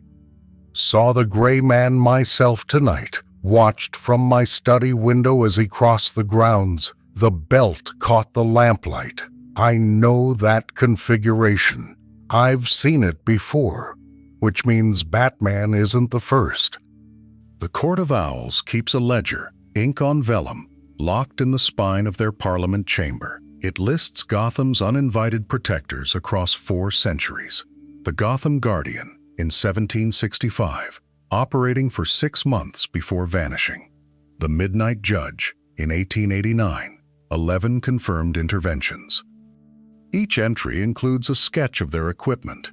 Leather belts, always belts, adapted to their era. Powder horns and flintlock tools in the 1700s. Truncheons and chloroform rags in the Victorian years. The 1920 entry matches Arkham's drawing exactly, down to the brass buckle placement. The court eliminated most of them within a year. Their records note methods, framed for murder, driven to exile, in 3 cases simply resolved by Talon. But the 1920 vigilante has no resolution date. The page just stops, ink trailing off mid-sentence, as if the scribe was interrupted. Bruce has never mentioned finding this ledger, but Oracle's files contain scans of 9 pages from it, dated 3 years after he became Batman. The metadata tags read, "Court Archive, recovered," with no additional notes. And if there were others, their belts are somewhere in this city. The Gotham Museum of History maintains a sub-basement exhibit that never opens. Officially, it's undergoing permanent conservation. The catalog lists it as Collection 47V, Unauthorized Law Enforcement Paraphernalia, 1880 to 1955. 63 items, spanning 8 decades of vigilante equipment. The inventory includes 4 utility belts, a worn leather rig from 1889 with opium dart compartments, a canvas military belt from 1917 retrofitted with lockpick sleeves, the gray cloth belt from 1920, donated anonymously in 1964, still carrying residue of early tear gas compounds, and a prototype nylon belt from 1952 with Bakelite buckles, the last known example before Bruce Wayne's era. The museum's board tried to open the exhibit in 2019. The City Historical Society blocked it, citing ongoing sensitivity to vigilante mythology. The Gotham Preservation Trust filed an injunction. Wayne Enterprises provided the legal team that made it permanent. All public record, all perfectly legitimate reasons to keep 75 years of Gotham's shadow history locked behind 9 inches of steel. The museum's security logs are clean, no break-ins, no unauthorized access, no alarms.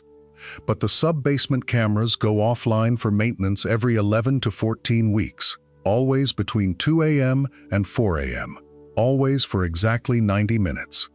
The night guard reports movement in that wing every few months. Down in that maintenance window, there's a belt Bruce doesn't talk about. It belongs to Zur-En-Arrh, the backup personality he built into his own mind, a version of himself that keeps functioning when Batman is broken. The belt built for that self looks nothing like the others, bright red and yellow, loud where the standard rig is matte black, because Zur-En-Arrh doesn't hide. He wants to be seen coming. The redundancies are paranoid, 3 of everything, backups for the backups. Because the personality that wears it doesn't trust that the last pouch will be there when he reaches for it. The color isn't a mistake or a costume gag. Red and yellow read as threat in low light, and Zur-En-Arrh uses that. He wants the fear response before the first strike lands. Bruce keeps the belt sealed, keeps the protocol dormant, because it isn't a tool he chooses. It activates under one specific circumstance Bruce never wants to face. That's why the belts are color-coded at all. Every operative who's ever worked under the cowl, Dick, Barbara, Tim, Damien, Cass, they're trained to read the markings before they read the face. A thin band of color along the buckle tells you which loadout you're looking at and which version of the plan is running. Standard gray means field operations, the everyday kit. Blue marks the pursuit rig, light and stripped for speed. Green flags the recon belt, heavy on sensors, light on ordnance. The recruits learn these in their first month, because in a fight, you don't have time to ask what someone's carrying. You glance at the buckle, and you know. There's one more color in the training, and they're taught to recognize it without ever being told what's inside. They're taught the response instead. If you see it, you fall back, you don't follow, you don't ask. But if you ever see the black belt, the mission has already failed. The black belt has no rescue line, no grapple for a fast exit, no medical kit, no rebreather rated past a few minutes. The comms unit is stripped out entirely because there's no one he plans to call and nothing he plans to hear. Every gram saved from survival gear goes to the other side of the load. Maximum lethality. The compartments that usually hold restraints and flares hold the hardest tools he owns, the ones he's spent a lifetime refusing to use. It's the belt of a man who's done the math and decided he isn't the variable that comes home. No plan for after, because he's stopped assuming there is one. Alfred logs every deployment, quietly, in a file he's never shown anyone. He's worn it 4 times. He's come back 3. Ra's al Ghul made the offer in person, standing over Bruce's hospital bed in Hong Kong. If a black belt mission ever goes terminal, the League of Assassins will retrieve the body within 6 hours and deliver it to the nearest Lazarus pit. No questions, no debt, no strings. Bruce keeps a sealed file in the Batcave that Alfred updates quarterly. 47 Lazarus pit locations across 6 continents, each with GPS coordinates, estimated security staffing, and the chemical composition of the last sample analysis. Raz assumes it's reconnaissance. It's a decoy. The documentation is meticulous enough to convince Raz that Bruce would accept the offer if the moment came. He wouldn't. The pits don't just heal, they rewrite. And Bruce has seen what crawls out when the dead come back wrong. His real plan involves someone Raz doesn't know exists. Talia bore a second child 9 months after Damien. No pregnancy was announced. No birth was recorded.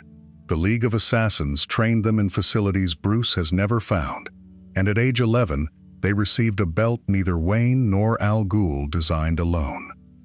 It carries League poisons in compartments 12 through 19 and Bat-Tech countermeasures in compartments 20 through 27. Smoke pellets that deploy Lazarus mist. Batarangs edged with a sedative derived from the pits surrounding flora.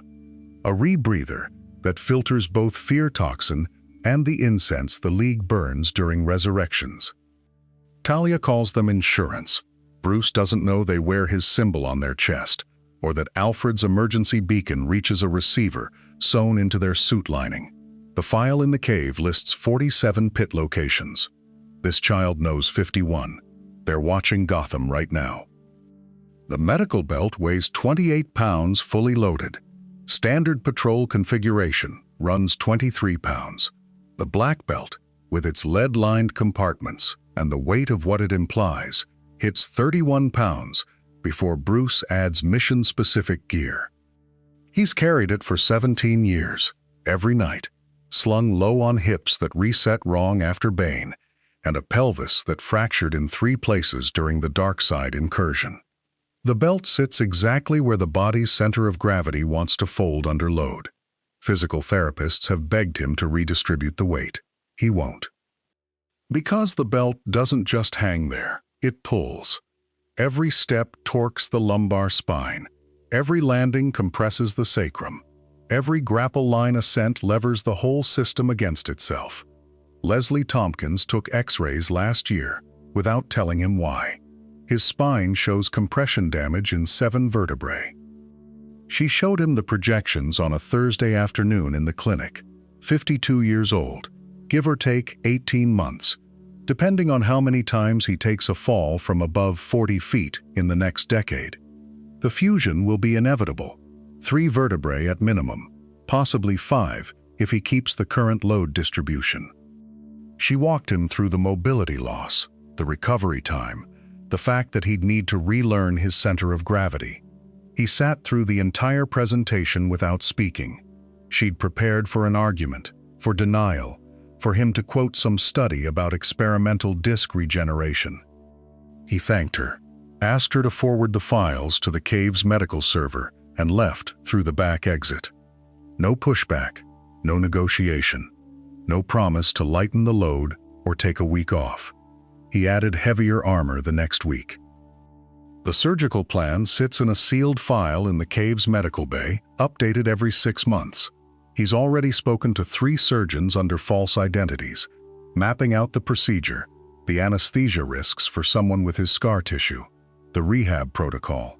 The belt he's designing for post-op has 40% less carry weight and a completely redesigned grapple system that doesn't require lumbar rotation.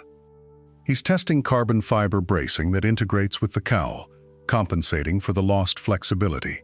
The new cape has micro servos in the shoulder line to take over some of the load when he pivots. He's planned for every contingency, every limitation, every millimeter of reduced range.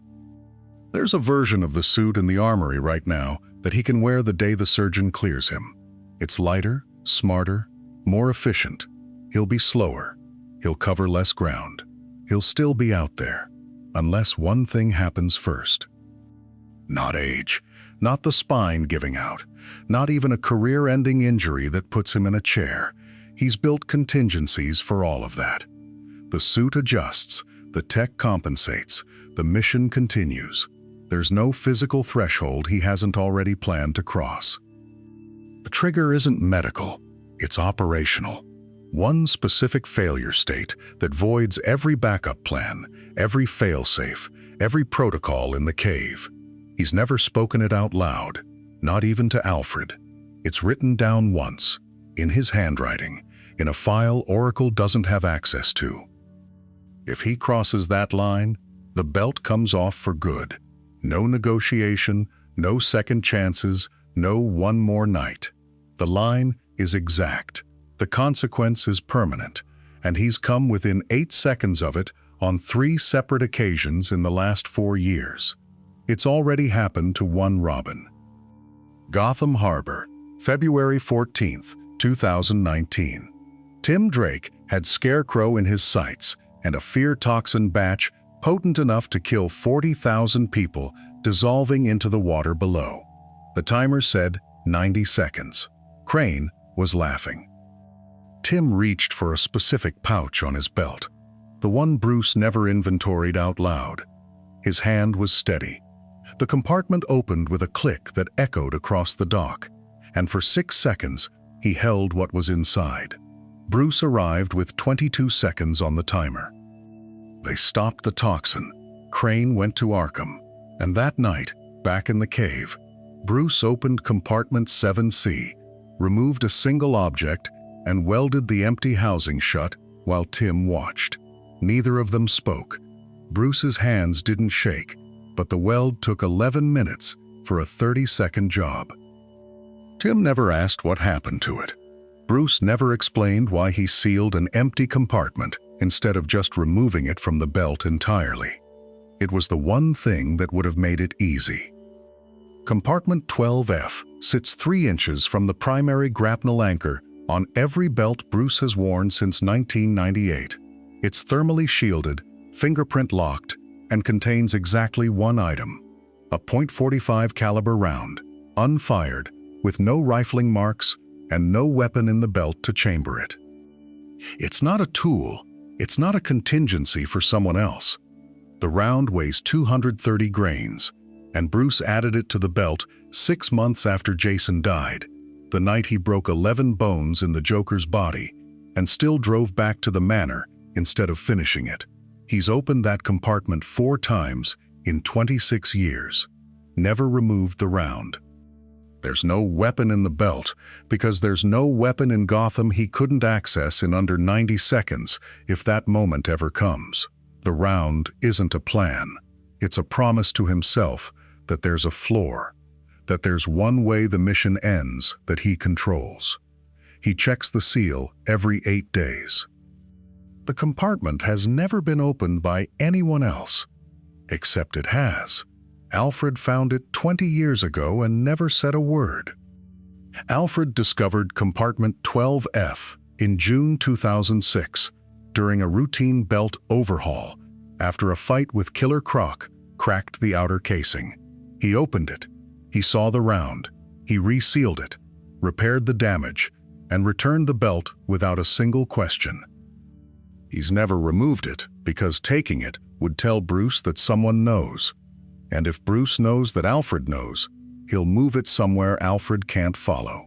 The round stays, because Alfred can see it, can confirm through the diagnostic scanner that compartment 12F remains sealed, that Bruce hasn't opened it. Every service cycle for 20 years, the scanner shows the same reading. Still there, still locked, still untouched. Alfred watches that readout the way other people watch a heart monitor. As long as the seal holds, Bruce hasn't reached for it. As long as the compartment stays closed, there's still time. The day that seal breaks, Alfred will know within 6 hours. He's set up alerts on every device he owns. He's never told Bruce that he checks. He's never asked Bruce to remove it. And he's never explained why he measures the weight of compartment 19G every single time he services the belt, or why that compartment is 140 grams heavier than the blueprint says it should be. Because Alfred built something into the belt Bruce doesn't know about. Compartment 19G contains a signal repeater, a pressure lock, and 4.2 grams of circuitry Alfred installed during a belt retrofit in 2019. The system monitors Bruce's vitals through the cowl's biometric feed. If the pattern triggers, every compartment containing lethal ordnance locks simultaneously. The bullet chamber seals. The explosive charges become inaccessible. The kryptonite case won't open. Bruce runs diagnostics on the belt every 72 hours. He's never found it. Alfred routed the power draw through the heating element in compartment 6L, masked the weight with a tungsten counterbalance in the frame, and wrote the code in a dialect of machine language he learned in MI6 that Bat computer archives don't recognize. It's been active for 1,847 days. It's never sent the lockdown signal. The trigger isn't injury. It isn't fear. It's not even elevated adrenaline, because that's every night. It activates if Bruce's heart rate matches one specific pattern. Alfred calls it the rage signature. It's the cardiovascular profile of a man who's stopped calculating. Heartbeat above 140, variability below 11 milliseconds, sustained for more than 8 seconds. It's the difference between breaking someone's arm because the tactical situation requires it and breaking it because you want to hear the snap. The system samples every 0.3 seconds. If the pattern holds for 3 consecutive reads, the belt goes dark. There's no override. Bruce can't unlock it from the inside. The compartments stay sealed until his heart rate drops below 98 for a full minute, and even then, Alfred has to manually authorize the release from the Batcave. It's a 19-minute process. In 19 minutes, a fight is over. In 19 minutes, a man is either breathing or he's not. The system has logged 4,316 nights. It's flagged elevated aggression 1,072 times. It's recorded heart rates above 160 on 89 occasions. It came within 3 beats per minute, once, in Arkham's East Wing. The Joker had rigged the recreation yard with speakers, 47 of them, wired to motion sensors, playing a loop he'd recorded in the cave beneath the asylum. It was Jason Todd's voice, screaming. Not the scream from Ethiopia, the one Bruce hears in his sleep. A new one, synthesized, modulated, stretched across 8 minutes of audio the Joker had crafted personally. Bruce found him in the showers, unarmed, humming, hands covered in paint he'd mixed from rust and cleaning solution to look like blood. He'd written one word on the tile, again. The cowl registered 143 beats per minute, variability at 9 milliseconds. The belt's internal log shows the readings held for 13 seconds. Every lethal option was 1.7 seconds from lockdown. The Joker smiled, opened his arms, said the boy had begged so nicely at the end. Bruce's hand moved to the belt. 146 beats, 7 milliseconds. Then a voice on the comms that shouldn't have been there. Jason Todd, broadcasting from a rooftop in Crime Alley on a frequency Bruce thought he'd buried 8 years ago. The encryption was military grade, triple layered, updated every 72 hours. Jason had cracked it in under 40 minutes. He didn't ask what Bruce was doing, didn't lecture, didn't argue, just talked. Mentioned a case they'd worked together, a joke Alfred told at breakfast once, the way the cowl smells after rain. Small things, true things. Bruce's heart rate dropped 11 beats per minute in the first 90 seconds. The tremor in his hand steadied. The red mist at the edges of his vision cleared enough to see the man in front of him wasn't just a target anymore. He was someone's son. Jason stayed on the line for 4 minutes and 33 seconds. Never said goodbye, just signed off the way he always did. Just 4 words, the same ones Bruce said to him once. "I see you, kid." The first thing Bruce ever told Jason during training, the night he watched him disarm 3 muggers with a tire iron and 0 fear.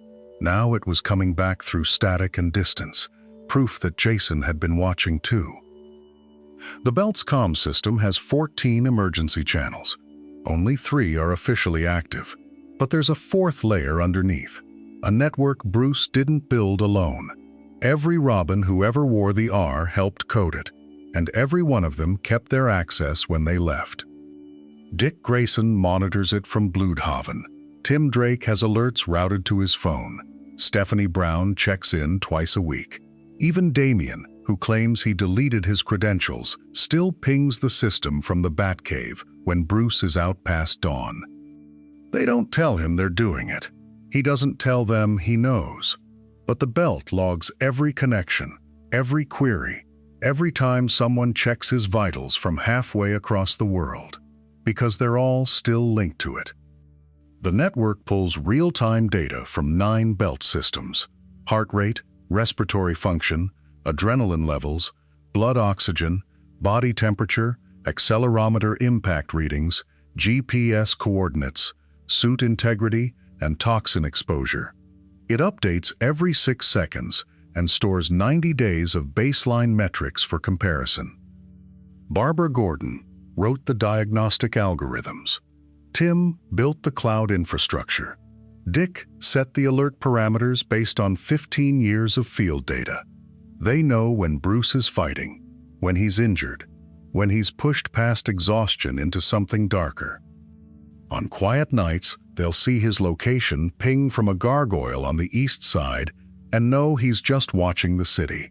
On bad nights, they'll see his cortisol spike and his position stay static for 40 minutes, and they'll start suiting up. They take shifts without discussing it, a rotation that's never been written down. The system has 47 warning flags. Most of them are medical, injury-based, the kind of data that says, call a doctor. But 3 of them are behavioral, patterns that match the night Jason died, the week after Jason died, the month Damien almost didn't come back. And if the metrics ever cross a certain threshold, they're coming for him. The protocol is sealed in a Wayne Enterprises vault under 4 biometric locks. It requires a 3 out of 5 vote from the core family to activate extraction. Tim, Barbara, Damien, Cass, and Dick. Once triggered, they have legal authority to remove Bruce from the field, strip access to the cave, and lock the belt in containment for 72 hours minimum. No appeals, no negotiation. The document was drafted in 2009 after Bruce disappeared into the time stream, and Gotham nearly tore itself apart waiting. It's been brought to vote 3 times. Twice it failed at 2 votes. Once it reached 3 and was vetoed. The veto power sits with one person, written into the protocol the night they all signed it. Dick can overrule everyone, but he's never used it. The first vote was 6 weeks after Damien's resurrection, when Bruce spent 11 consecutive nights in the field with broken ribs. The second was the anniversary of Jason's death in year 14, when Bruce didn't sleep for 96 hours, and the belt registered 4 behavioral alerts. The third was 8 months ago. Dick vetoed all 3. Not because Bruce was fine, he wasn't. Not because the family was wrong, they weren't. He vetoed because every time he looked at the belt, he remembered being 9 years old and Bruce letting him choose his own symbol, instead of forcing him into a Robin mold. The belt represents choice, agency, the idea that even in Gotham's worst nights, you decide who you are. And the second Dick takes that choice away from Bruce, the second he becomes what Bruce swore he'd never be, it's over. Because Dick knows someone else is always watching closer. Superman's hearing range is 20,000 miles at full focus. For 19 years, anytime Batman is in costume, Clark Kent locks onto one sound: Bruce's heartbeat. Resting rate 58 BPM. Combat average 112. Panic threshold 167. The JLA keeps a sealed file in the watchtower, accessible only to 3 members. If Batman's heart crosses 189 BPM for more than 40 seconds or drops below 35 outside of meditation, Superman has authorization to intervene immediately. No vote, no family consultation. Clark just comes. It's been activated twice. Once in 2011 when Bane broke Bruce's back a second time and his heart stopped for 18 seconds in the cave. Once in 2019 when Scarecrow's new toxin sent Bruce into cardiac arrest on a Gotham rooftop and Clark caught him 200 feet from the ground. Bruce knows Clark is listening. He's always known. It's why he times his breathing during interrogations, why he controls his pulse during fear toxin exposure, why he never lets the anger fully take over, except when Bruce activates Compartment 17. Compartment 31 is lined with 2 inches of lead. It's built to hide things from Superman's vision, from surveillance satellites, from every sensor in the watchtower. Bruce added it in year 7, after Clark mentioned he could hear Bruce's heartbeat from orbit. He's activated it 3 times. The first was a Black Ops League mission in Kahndaq, where no one could know Batman was there. The second was infiltrating a Cadmus facility that scanned for kryptonite signatures. Both times, the lead box held trackers, communicators, anything that could give him away. The third time wasn't a mission. Bruce drove to a jeweler in Metropolis at 2 a.m., paid cash, and kept the small velvet box in Compartment 31 for 6 weeks. Clark never saw it. No satellite picked it up. No one in the Batcave knew. The third time, he was buying an engagement ring. Selina Kyle stole the belt schematics in year 3. She didn't fence them or sell them to the highest bidder. She built her own version, compartment by compartment, with everything inverted. Where Bruce carries sedatives, she carries pheromone compounds. Where he has trackers, she has scramblers. His rebreather filters toxins. Hers releases smoke that tastes like jasmine. His grapnel anchors hold 450 pounds. Hers detach on command, leaving pursuers stranded on rooftops. She wears his discipline as chaos, his preparation as improvisation, his justice as whatever she decides, justice means that night. Bruce knew about the theft within 48 hours. He never mentioned it, never asked for the plans back, because buried in the stolen files was one compartment he designed specifically for her to find, with dimensions that matched nothing else in his belt. But one compartment in her belt only Bruce has the key to. It's a sealed pouch on the left side, 3 centimeters wide, reinforced with titanium threading. Selina added it to her belt the night after she found the hidden schematic. Bruce has opened it 4 times. Each time, he's replaced what's inside. The first ring was platinum with a single diamond, proposed on a Gotham rooftop in year 4. She said no. The second was white gold with emeralds, offered in Paris after they took down an art smuggling ring in year 6. She said not yet. The third was rose gold with a sapphire, handed to her in the Batcave in year 9, after she'd helped save Dick's life. She kissed him and walked away. The fourth ring went in 8 months ago. Bruce hasn't proposed with it yet. He's waiting for something. Or maybe he's just learned that Selina Kyle doesn't answer questions on anyone's timeline but her own. She's never opened it, but she's never removed it either. The Wayne Foundation keeps sealed documents in a vault beneath the museum. Instructions for the belt's eventual display, dated and witnessed, revised every 5 years since 2009. Damien will curate it, not as the current Robin, but as the keeper of family history, the one who understands that some objects hold more than their function. The plans specify which compartments open to the public: the batarangs, the rebreather, the grapnel, the smoke pellets, tools that became legend. The criminology students will see the lockpicks. The historians will examine the first aid supplies, the ones that stitched 10,000 wounds across 40 years of nights. But the documents include a second list, shorter, written in Bruce's own hand. Compartments that remain closed even after death, not because of what they protect, but because of what they represent. Secrets that outlive the man who kept them. 3 pouches are marked to never be opened.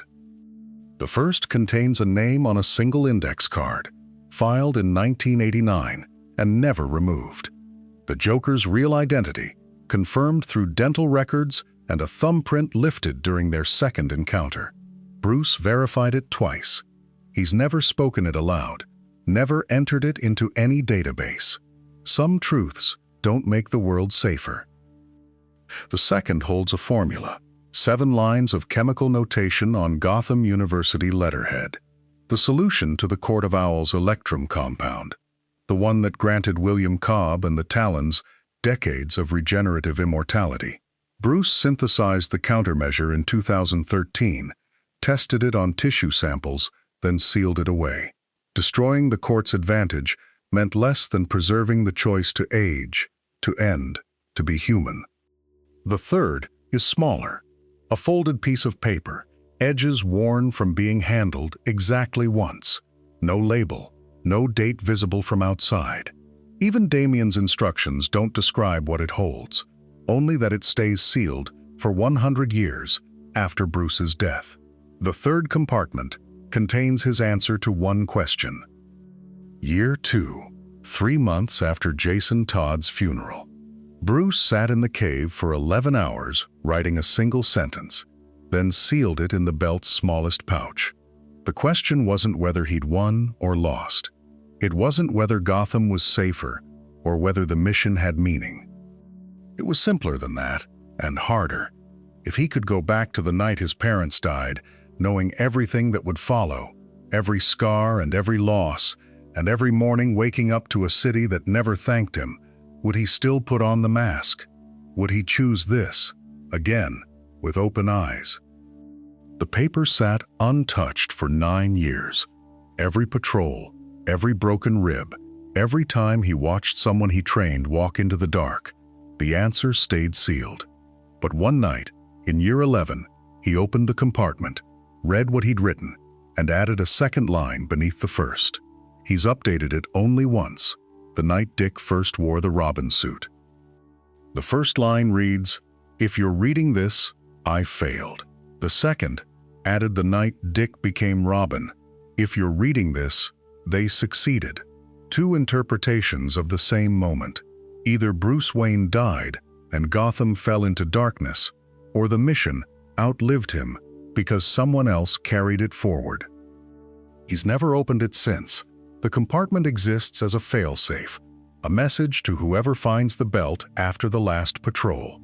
Not instructions, not coordinates to some final weapon, just the acknowledgement that Batman was never supposed to be one man forever. The note doesn't name an heir. It doesn't need to.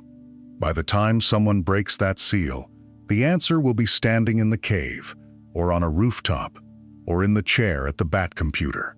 Gotham doesn't need Bruce Wayne. It needs the idea he proved could work. The city shapes the symbol shapes the family shapes the future. In 11 years, he's written 19 words.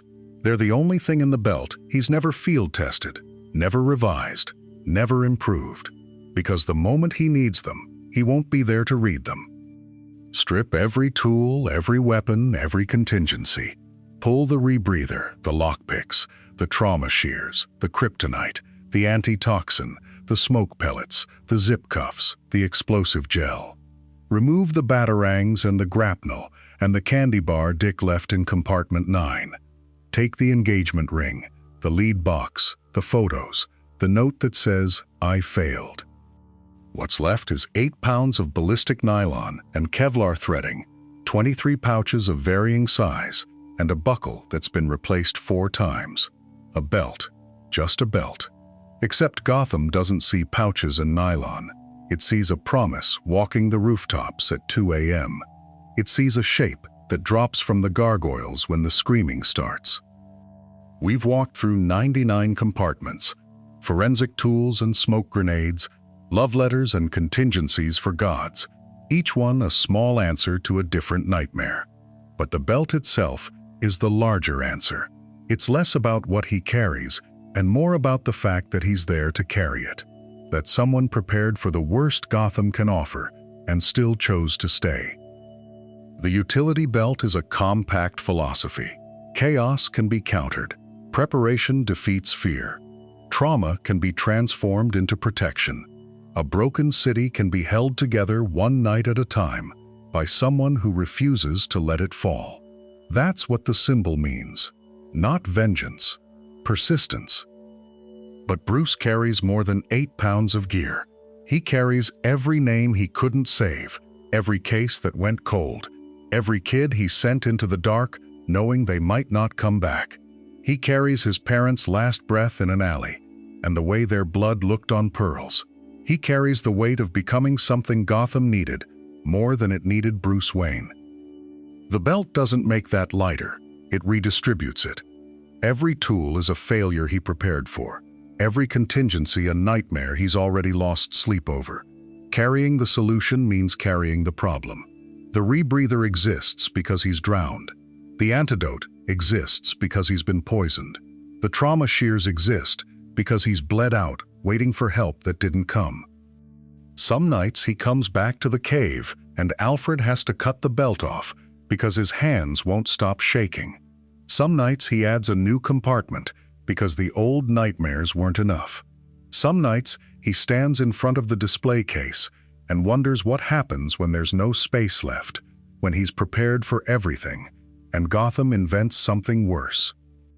That's when he looks at the family photos in compartment 81. That's when he remembers the note in 96. The belt's weight isn't his alone anymore. If you made it this far, hit subscribe. The city's got more stories, and someone needs to keep watch. It's just a belt. At least, that's what everyone thought. Turns out, it's the only thing keeping him human.